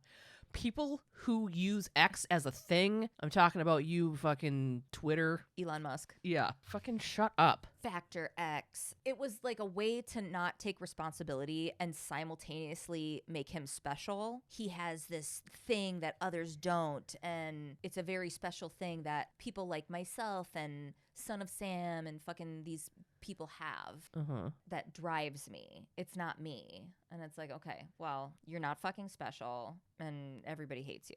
Yeah. And I bet all the other serial killers would hate you too. Meanwhile, on the other side of the fucking cube, he and his wife had their first child. That wasn't supposed to be funny. I know, but it was. Oh, I was not making a joke. Just in his other life, in his other existence, he and his wife had their first child in 1975, their son Brian. He started working at a security company. He was the supervisor for home security installations. So there was a little break in his activity. Mm-hmm. He said it was because he was too busy with this other part of his life to be out killing people. So what he was doing instead was supplementing with stealing stockings and things like that from the homes of clients. Like he'd have to go into these people's houses for the security company and he would steal shit, lingerie and shit. Mm-hmm. Also with this job, he was really able to stalk, observe, and monitor people. Throughout his entire criminal career, he called them projects or PJs. He would name each one. And he described it. He said, I did it like the way someone names a boat. For example, he initially had targeted Julie Otero, who was Latina, and he called that Project Little Mex. He would name it based on a place he first saw them or something. He was never not invested in a project. He had also kept journals, drawings, hit kits full of shit he used in his crimes, and he kept those in what he called hidey holes, fucking everywhere. All over his house, in his shed, but also all over Wichita.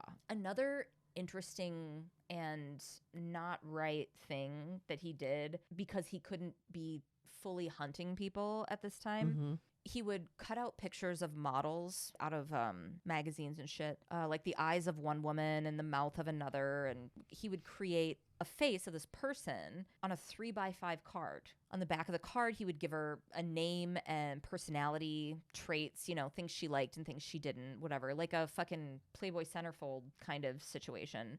Mm-hmm. And then he would spend time hanging out with these fantasy characters. He would drive around with a 3x5 card in his passenger seat and fucking talk to it like it was a person, and then go home and take the card in the shower and masturbate with it. The most bizarre thing about him as a serial killer was the hiding in plain sight. Mm-hmm. In that the perception of him was so different, which now we look back and we go, oh yeah, we've all seen fucking Dexter. We've all seen fucking, you know, these shows where people are like, well, I better get married. Oh, I'm, you know, fucking whatever. This guy had a whole other world in his mind. He cared about his family and his kids and his community. And these things were important to him. Can you imagine being the child of somebody like that and like learning that and like not being able to believe it for a little while and then believing it and just being like, what? You know? I mean, it's, yeah, like my dad is this hardworking, great dad. He's an elder at the church. He's all these different things. This is like me finding this out about my dad. Mm-hmm. So on March 17th, 1977, he was ready to follow through on one of his projects, Project Green. He got dressed presentably, like suit jacket and briefcase, and knocked on the front door of this person in the middle of the day. Mm-hmm. This woman wasn't home. He always had multiple projects in the works, and he was dead set on killing someone that day. So he moved right down the street, it was like right around the corner,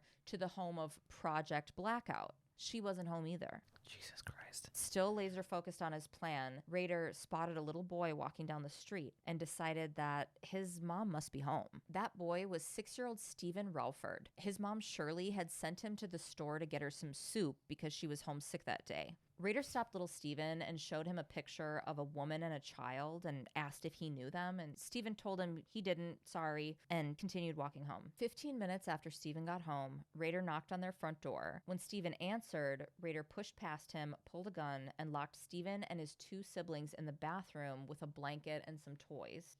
Stephen watched through a crack in the door as Rader taped his mom's hands and feet behind her back, put a plastic bag over her head, tied it with a nightgown, and left. Stephen smashed the door until he broke a hole in it to get to his mom, but it was too late. 26-year-old Shirley Vian was dead. Shirley's murder put BTK back on the police radar. His MO was very present in this case. Shirley was bound with very specific knots called clove hitches tied to the bed, and semen was found near her body. The police were still no closer to catching him. So he's not raping these women, right? He's like, oh no, he's not. Okay. That's another super fucked up thing. He makes this point in this phone call with the doctor from this doc series, and he's like, I never raped a woman, ever. They found semen on the scene, but they never found it in anybody. I would never rape a woman. I would never do that to someone. And it was crazy because she's talking about it, you know, to camera, and she's going, he's talking like it's this moral high ground that he has, that he would never do that. Mm-hmm. So even though there's sexual gratification involved, he would never do that, not realizing that murdering someone is the worst thing you can do to a person and their family, and there's no coming back from that. He didn't. I don't know. I don't know if you should say that. No, that's what she said. Oh, okay, yeah. No, I'm not here to gauge what's the worst thing that you... What's the worst thing that can happen to a person? But yeah, his perception was just on everything is super fucking skewed and very tailored to his focus. Yeah. Later that year, he happened to see Nancy Fox walk out of her house and put her on his list of projects. On December 8th, 1977, Rader broke into her house and was waiting for her when she got home. At first, he told her, quote, this is what he said to her, "Hey, I'm just a strange dude. I'm going to do some stuff with you, and if you cooperate, I'm out of here." He let her have a cigarette, and they talked for a bit while she was smoking, and then she's like, all right, let's get this over with so I can call the police. He took her to the bedroom, tied her up, and once he had her secured, he whispered, "I'm BTK. I'm a bad dude." He told her that he had killed the Otero family, and then he strangled her with his belt. The next day, Rader called police from a phone booth and let them know they would find Nancy's body at her house. There was semen found on a nightgown on her bed. So Wichita police, remember, were keeping the fact that there was a serial killer in the area close to the vest. Bringing in the FBI would have been super cool, but, you know, whatever. Mm-hmm. Rader wanted that public recognition. He wanted the attention. So in January of 1978, he sent a poem to the Wichita Eagle about the murder of Shirley Vian and heard nothing for a month.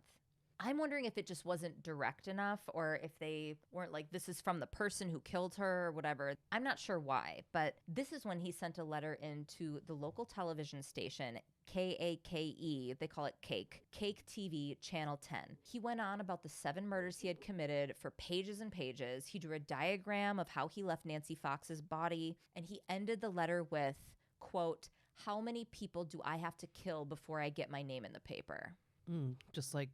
Yeah. Yes. Oh, they pulled a lot from this. Cake ran the story that night and had the police chief on, but he didn't have any leads to report. They had done so much voice analysis on that phone call and couldn't ID him. Like, that was a risky move for him to call and say, hey, you're going to find a dead body at this address. But it led nowhere. So now Rader's got the recognition he's been wanting and has the whole city in fear. Meanwhile, he's in school studying criminal justice, which all just helped him become better at evading police.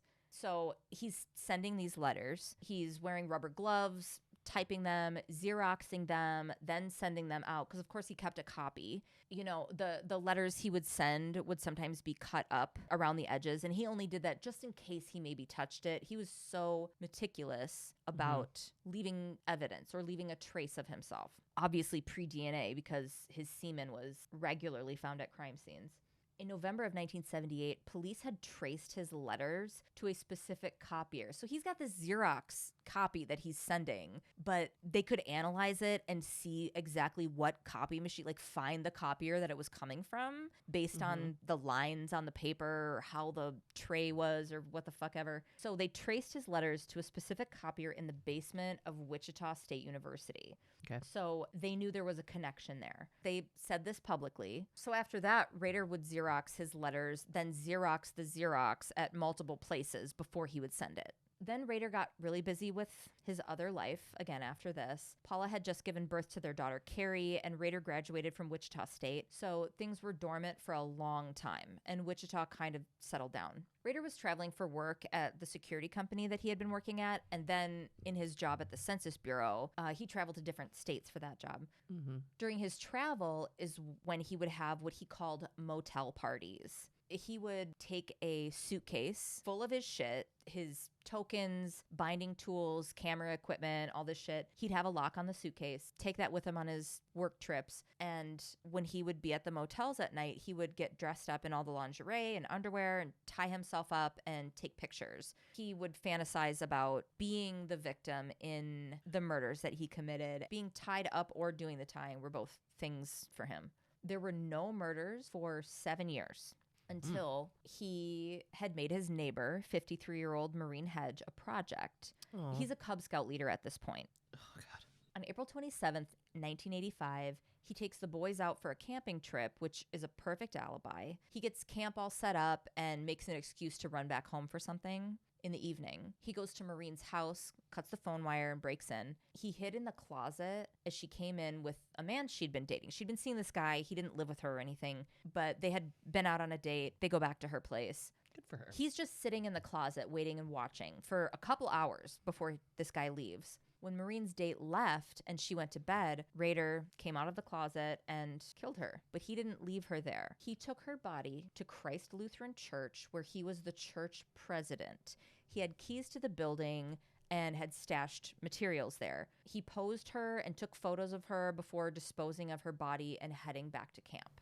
Jesus. Days later, her body was found in a remote area. Police didn't immediately connect her murder to BTK, not with the slight change in MO. And Rader didn't reach out to the press or police about it either, which was intentional. Maureen was his neighbor. She lived on his street. Like, the last thing he wants is fucking cops sniffing around a few houses away from where this woman But lived. he, like, also does at the same time, you know? It's like... But he also does. But yeah, he was in control of when and where he decided to be risky. And he decided that wasn't going to be the deal. Nothing came of that investigation, right? So he's stalking again. He's trolling and finds 28-year-old Vicky Wegerly. He watches her on his lunch breaks for a while before making his move.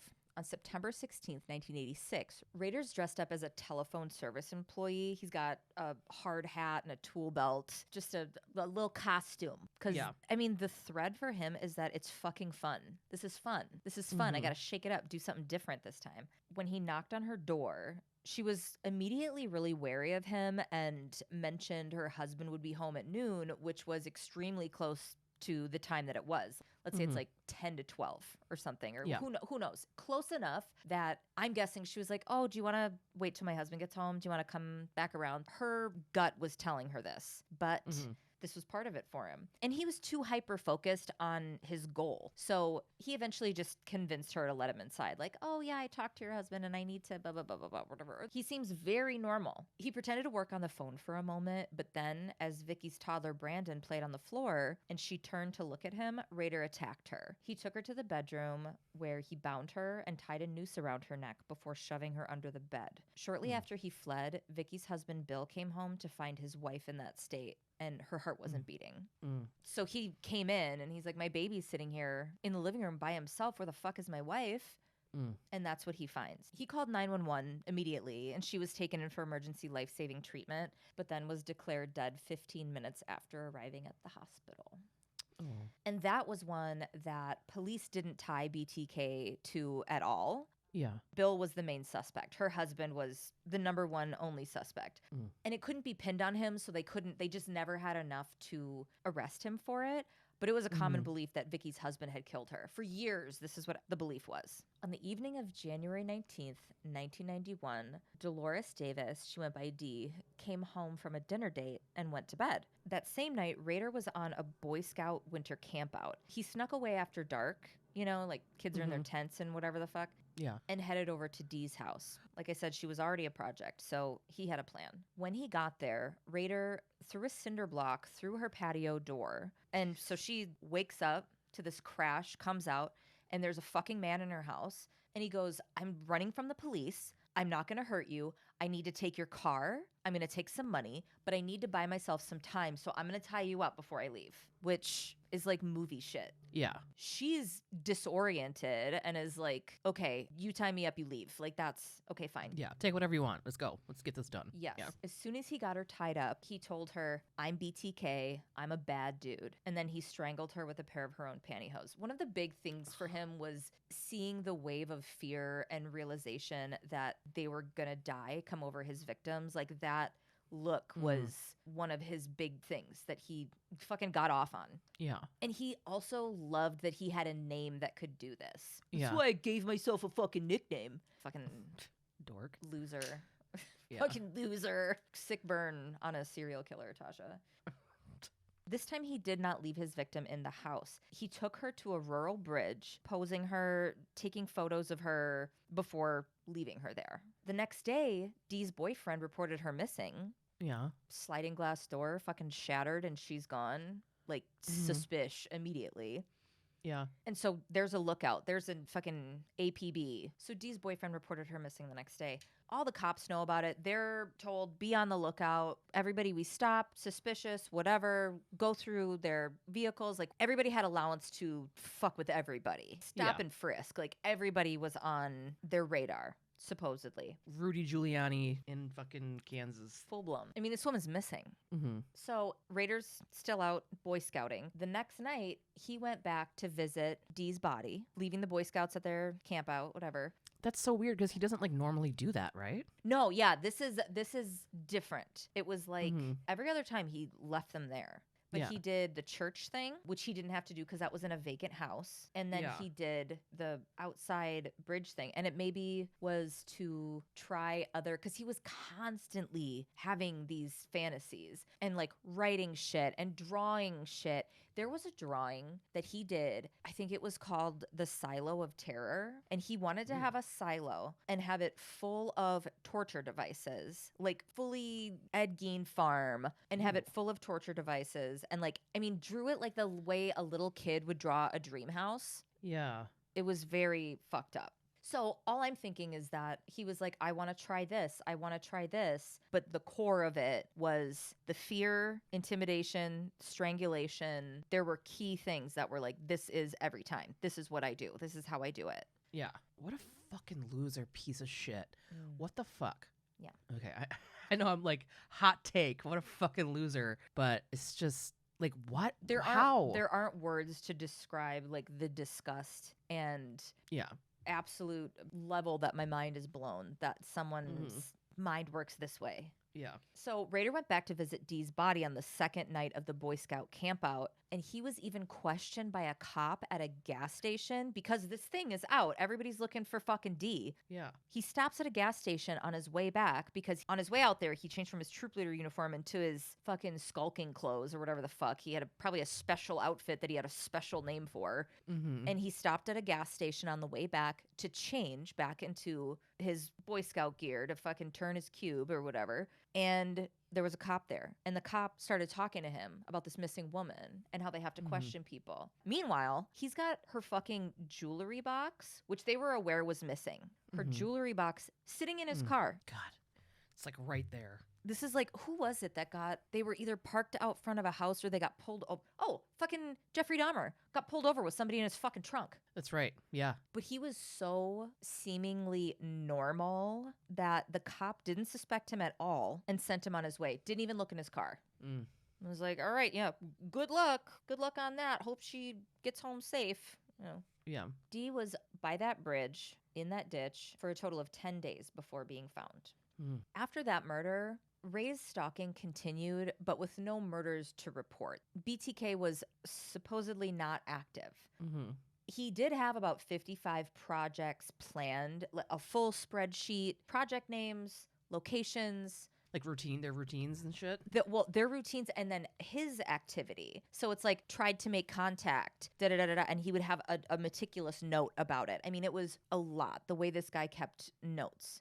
And over the years, he had applied to work at the police department, highway patrol, sheriff's department. And fortunately, he didn't get any of those jobs. But he did score a gig as a Park City complaint officer, which it's a dude that goes around nitpicking people about their dogs being off leash and shit. Like, your grass is too long. Well, like, if anybody was going to power trip on that fucking gig, it was him. Yeah. And he did. He was a fucking dick about it. Everybody knew it.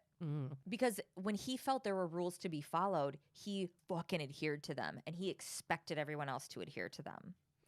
We're going to majorly fast forward then to January 15th of 2004. This is the 30th anniversary of the Otero family murder. Raider hadn't killed in 13 years, as far as we were aware.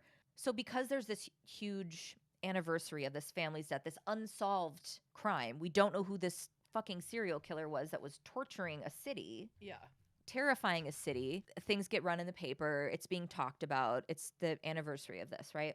And because this shit was in the press, Raider found out that, because of course he read everything, cut out all the articles, anything that he was mentioned, he's going to keep all that shit. Those are just more tokens for him. Yeah. In doing this, he found out that an attorney was writing a book about BTK, you know, chronicling his crimes and the information they had about him. Unsolved mysteries kind of shit. Raider's ego did not like this. Oh, yeah, for sure. This is him going, okay, this is bullshit. They only know about 7 of my murders. They're not going to get my story right. This is my fucking legacy.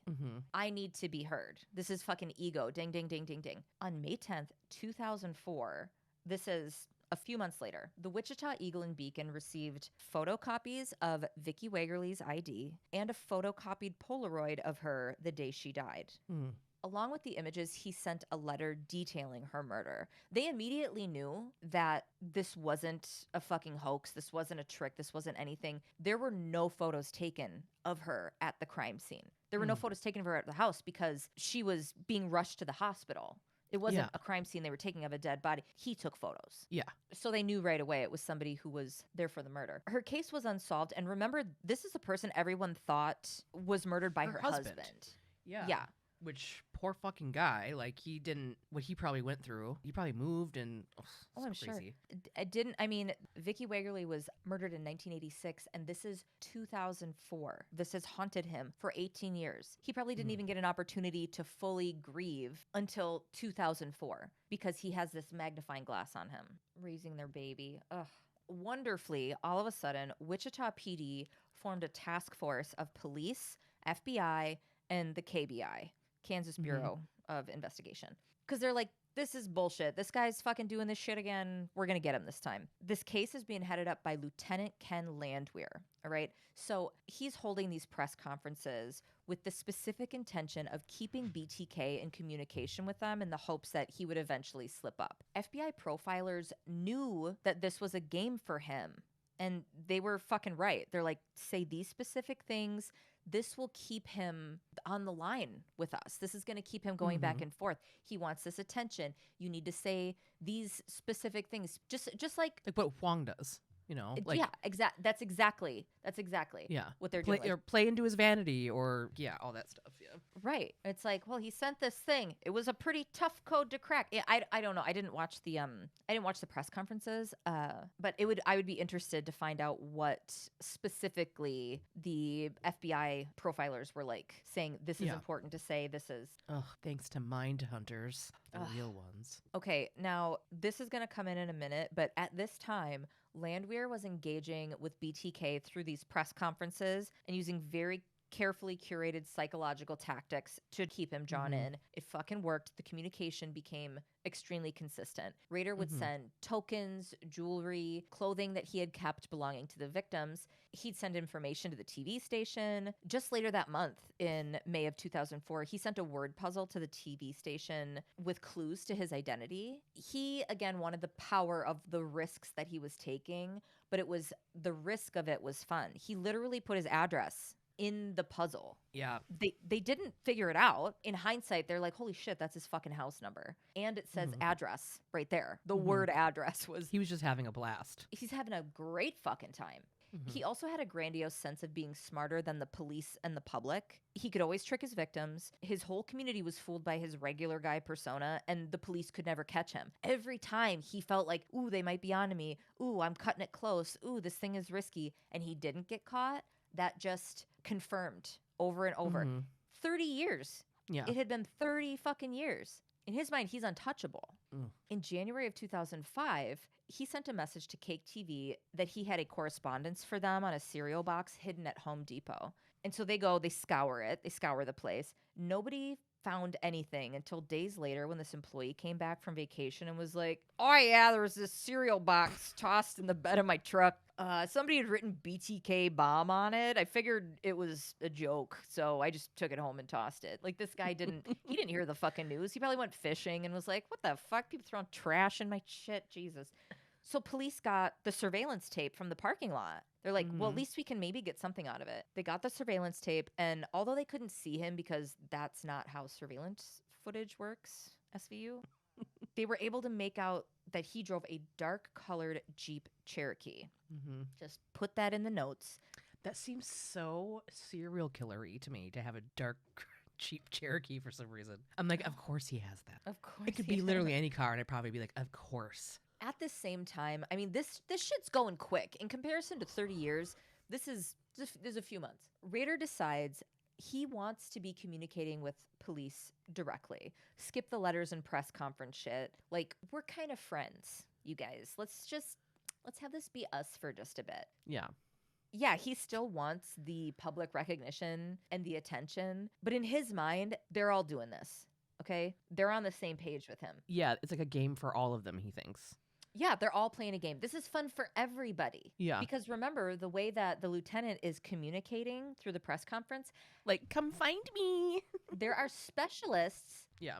His downfall is whatever the fuck goes on in the brain of a serial killer and the level of his delusion, but also that you are up against people that analyze every single word thing. Genius people who work for the fucking FBI that do nothing but pick apart criminal personality types and how your fucking mind works. And you're falling for it. So he wants to have this one-on-one with them, but he doesn't want to be traced. So he's so fucking delusional. He sends them a note saying, quote, can I communicate with floppy? Like, he means a floppy disk. Can I communicate with floppy and not be traced to a computer? Be honest. God. Be honest, you guys. He wanted them to answer by running an ad in the paper saying, Rex, it will be okay. again, this Okay. is a game. We're all having fun. We're all on the same page. And they're like, hell yeah, buddy. Fucking Scout's honor for sure. And they place the ad. Rex, it's going to be okay. Dude, when they did that, they were probably like, I can't believe this. This can't work. There's He's no fucking with us. fucking way Yeah. this is gonna. But maybe it's one step closer. Maybe we can Mhm. figure out, like, they had extra meetings that could have been an email based on, okay, what could possibly happen and how are we gonna handle it? So they place this ad. He sees it, is delighted, and right away he sent a test file floppy disk to the station. Like, is this gonna work, you guys? They go, all right, well, hey, fucking IT guy. Hey, Jason, can you take a look at this? Their computer guy, their IT guy, was immediately able to pull the metadata, which, whatever that means, he knows, I don't. It's just the whole history of this fucking floppy disk. Okay, so he found the whole history. And what he found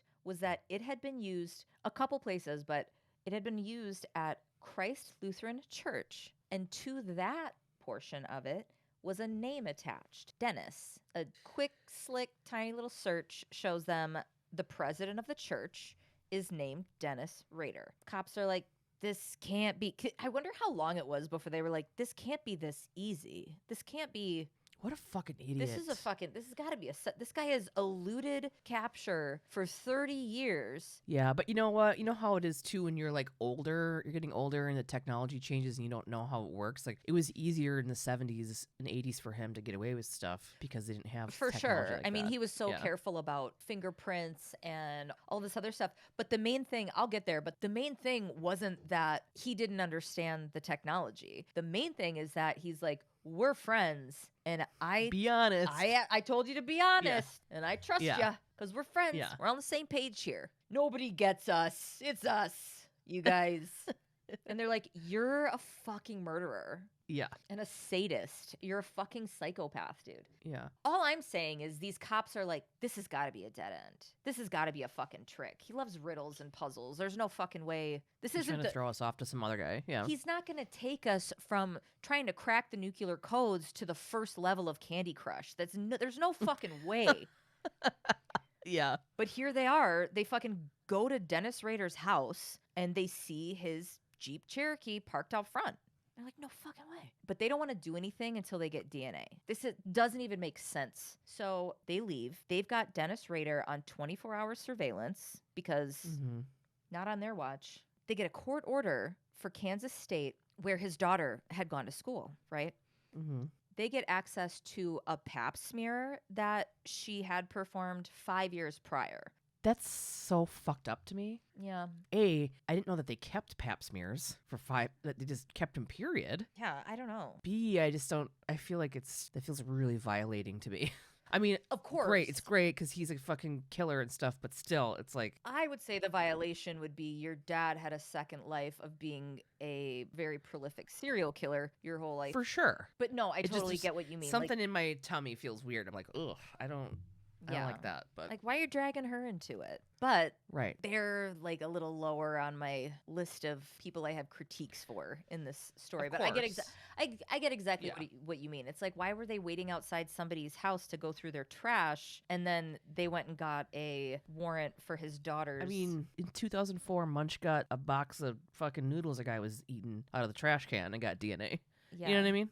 I wonder if there You might had be to a go different. all the way to his daughter's pap smear. I wonder if there might be a it's fucked. different law in Kansas though about how you access DNA. I mean, I don't know. I bet you if that was a law that it was okay to do that then, I bet you it's not now. Oh yeah. Because that's fucking just weird to me. Mm-hmm.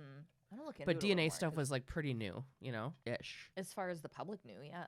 So they send it to the lab. They run the DNA from this pap Mhm. smear against DNA collected from the old crime scenes. They've got fingernail fucking scrapings. They've got semen from every crime scene, basically. Mm-hmm. And that wasn't something he was worried about in the 70s. Nobody knew that. Yeah. And it's cool that they saved it, not realizing that in the future, science would catch up. It's wild that it makes me think somebody knew something higher up. There was some sort of time Or maybe travel. it was just because it was like time trip. I don't know. It could just because it was physical evidence, period, that they just kept it. But it's just, Yeah, but to be able to preserve it too. yeah, that's what I was saying, to keep it. Preserve it. I The don't know. DNA didn't break down to where they couldn't, you know? Mhm. That is another mystery. Regardless, they test these two things against each other proving the sample is the daughter of BTK.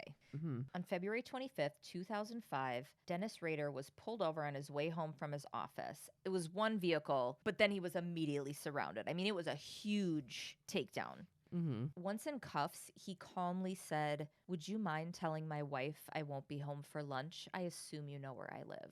Jeez. He could not believe that they had lied to him about the floppy disk. He even said he felt like he deserved more respect than that. He couldn't believe it. To this day, to the last How fucking dare you? Mm-hmm. Wow. I thought we were closer than that, Lieutenant. I guess that's what you're going to have to be thinking about when you lay your head on your pillow at night. The guy's like, right? He's like, I'm sorry, what? This is the first good night's sleep I've gotten in a while, you fucking piece of shit. Fucking 30 years, dude. Shoo! Shoo!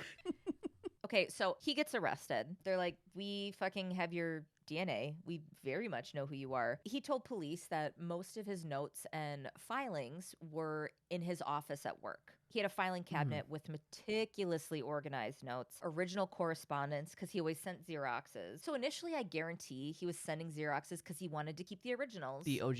Yeah. Yep. Everything was dated. Everything was categorized. Anything that a fucking... God, I bet you he would just like relax and fucking open these books and just kind of like go through them like he's reading. Just like reading a good book. It's like fucking creepy. I mean, it was constantly reliving these crimes, building this fantasy, constantly escaping to it. Yeah. Another thing they found were more Polaroids. They found Polaroids of what they first thought were male victims and took them to him. And they're like, who the fuck are these dudes? And he's like, dudes, that's me. They were photos that he had taken with a tripod and self-portrait setup. In the photos, he'd be tied up wearing this fucking scary mask. Scary mask with makeup on it, a wig, and items he'd stolen from his victims, slips, underwear, all of that stuff. And he'd be tied up and shit. This was him, again, acting out these sexual fantasies. I don't know when. I guarantee the cops probably called his wife right away. His wife and kids, when they found out, couldn't fucking believe it. Yeah. Like, they believed they had an idyllic upbringing. Just, can you imagine? Just the stun in your body. Yeah. So his wife requested an emergency divorce. There's normally a 60-day waiting period in Kansas. It was the shortest divorce probably in fucking ever history. It was like 5 minutes. The judge was immediately like, abso-fucking-lutely, stamp or whatever happens. Paula has never spoken publicly and has not had any contact with him since. Period. Their son Brian has also never spoken publicly and keeps a super low profile. There's nothing to be found about him. He doesn't share anything. And I mean, that's a route that I feel like a lot of people would take. It's heartbreaking.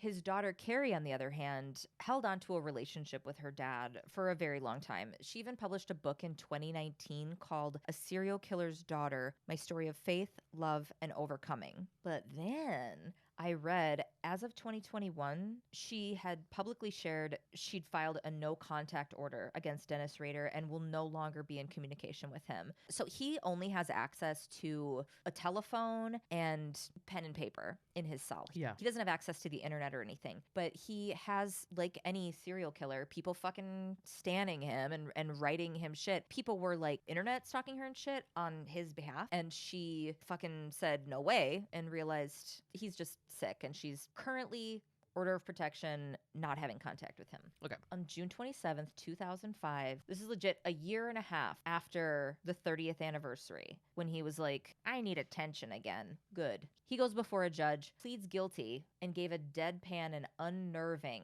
account of his crimes. He's like, yeah, I'm pleading guilty. And the judge is like, are you pleading guilty because of a fucking deal, or are you pleading guilty because you're guilty? And he's like, oh, I'm guilty. And then went on and on about what he had done. He's now housed in El Dorado Correctional Facility in El Dorado, Kansas, serving 10 consecutive life sentences. The death penalty wasn't on the books during his crimes. And it's still unknown if there are more crimes he has committed, but experts say that it's very common for serial killers, even those who've confessed in detail, to keep secrets for themselves. So we may never know, but there are other things with his MO in surrounding areas. Remember, he traveled for work. He traveled to different states and shit.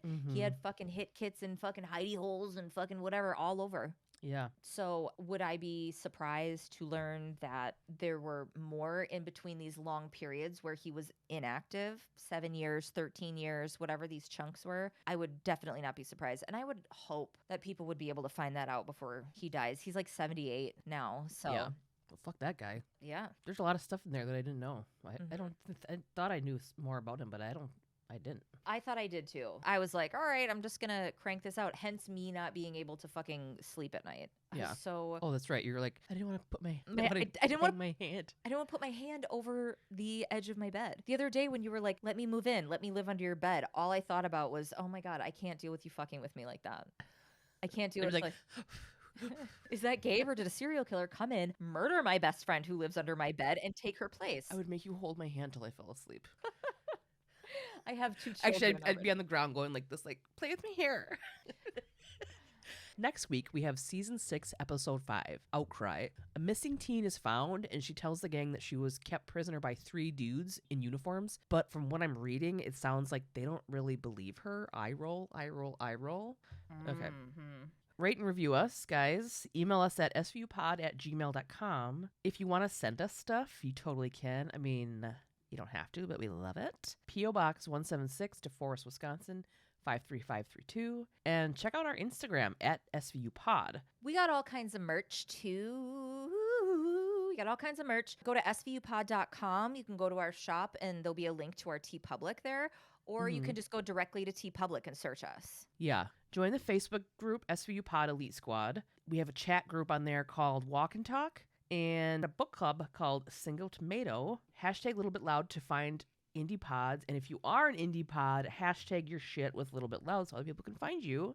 And join the Patreon. We have a shit ton of fucking content on there. So much more than you would want. You actually wouldn't want it. It's the stregonona of content. It's just spaghetti ears. Also, send us ghost stories and call or text us and leave us your questions, stories, and comments. If you want shitty advice, fucking call in. Tempting. The number is 1-920-345-7005. Again, 1-920-345-7005. Love you. Bye. Love you. Bye. What? I was like, yeah. And then you moved on, and I wish I would have just let you. Yeah. Loud hot man. Oh, I'll have the loud hot man. They asked me if Nathan he's Lane. Hakuna Matata. Oh, that's not. Keep going. She's put on a gurner and keeps telling them. A gurney. What did I say? You said a gurner. What is that? What's a gurner? Gurner. They put around a gurner. Roll around to the ambulance. Goosebumps. Mork. That's another one of those things that we thought would never not be funny. I know. We still think it's funny. It's not. Remember the ones that were like Churchburger, Mork, Perturders. Spurgy Merbles. I hope you let me suck your dick. You know. Yeah. And to our Elite Squad patrons, Sonia W, Marissa M, Elkie H, Annie G, Mary D, Andrew, Rebecca D, Miranda B, Shelby W, Lex, Emily T, Kayla W, Mallory G, Bonita R, Marin, Vanessa, Melanie G, Courtney W, Ursula S, Kate H, Uyanga, Uyanga, Kayla J, Catherine M, Kate P, Jessica S, Nicole M, Acacia V, Katarina G, Danielle W, Kelsey D, Jana M, Joshua H, Tammy J, Bear, Crystal. What did you say before about the Katarina G? You were like the Katarina wine mixer. Oh yeah, that's what I always think of. Katarina wine. Yeah. It's the fucking Katarina wine mixer G. Crystal, Lucy M, Trisha S, Sam D, Mac Attack, Casey W, Abby W, Alexis J, Lauren T, Kaylin B, Camille Z, Nisha G, Maggie D, Kaylin. Ugh, shut up. Katie M, Eliza W, Crystal B, Jessica P, Zan and J, Nada M, San, Christina D, Madison H, Emily, gonna ride my horse to the old town road. That was a minute to get there, but you got to commit, you know? Victoria B, Scout G, Melissa M, Desiree D, Drew beep beep beep beep beep beep. Amberly C, Sapphire, Monica K, Katie S, Trish S, Angela D, Miranda B, Al H, Nikki R, Aunt Sarah J, Caitlin S, Emily D, Katie H, Lexi Y, Nikki R, Vanessa B, and Jenna B. Thanks. Thanks. Yeah. Thanks. Okay. Pod. Yeah. SVU. Yeah. Yeah. SVU patrons. Everybody have you. Okay. Love you. Bye. Pick them up. All right. We got to go.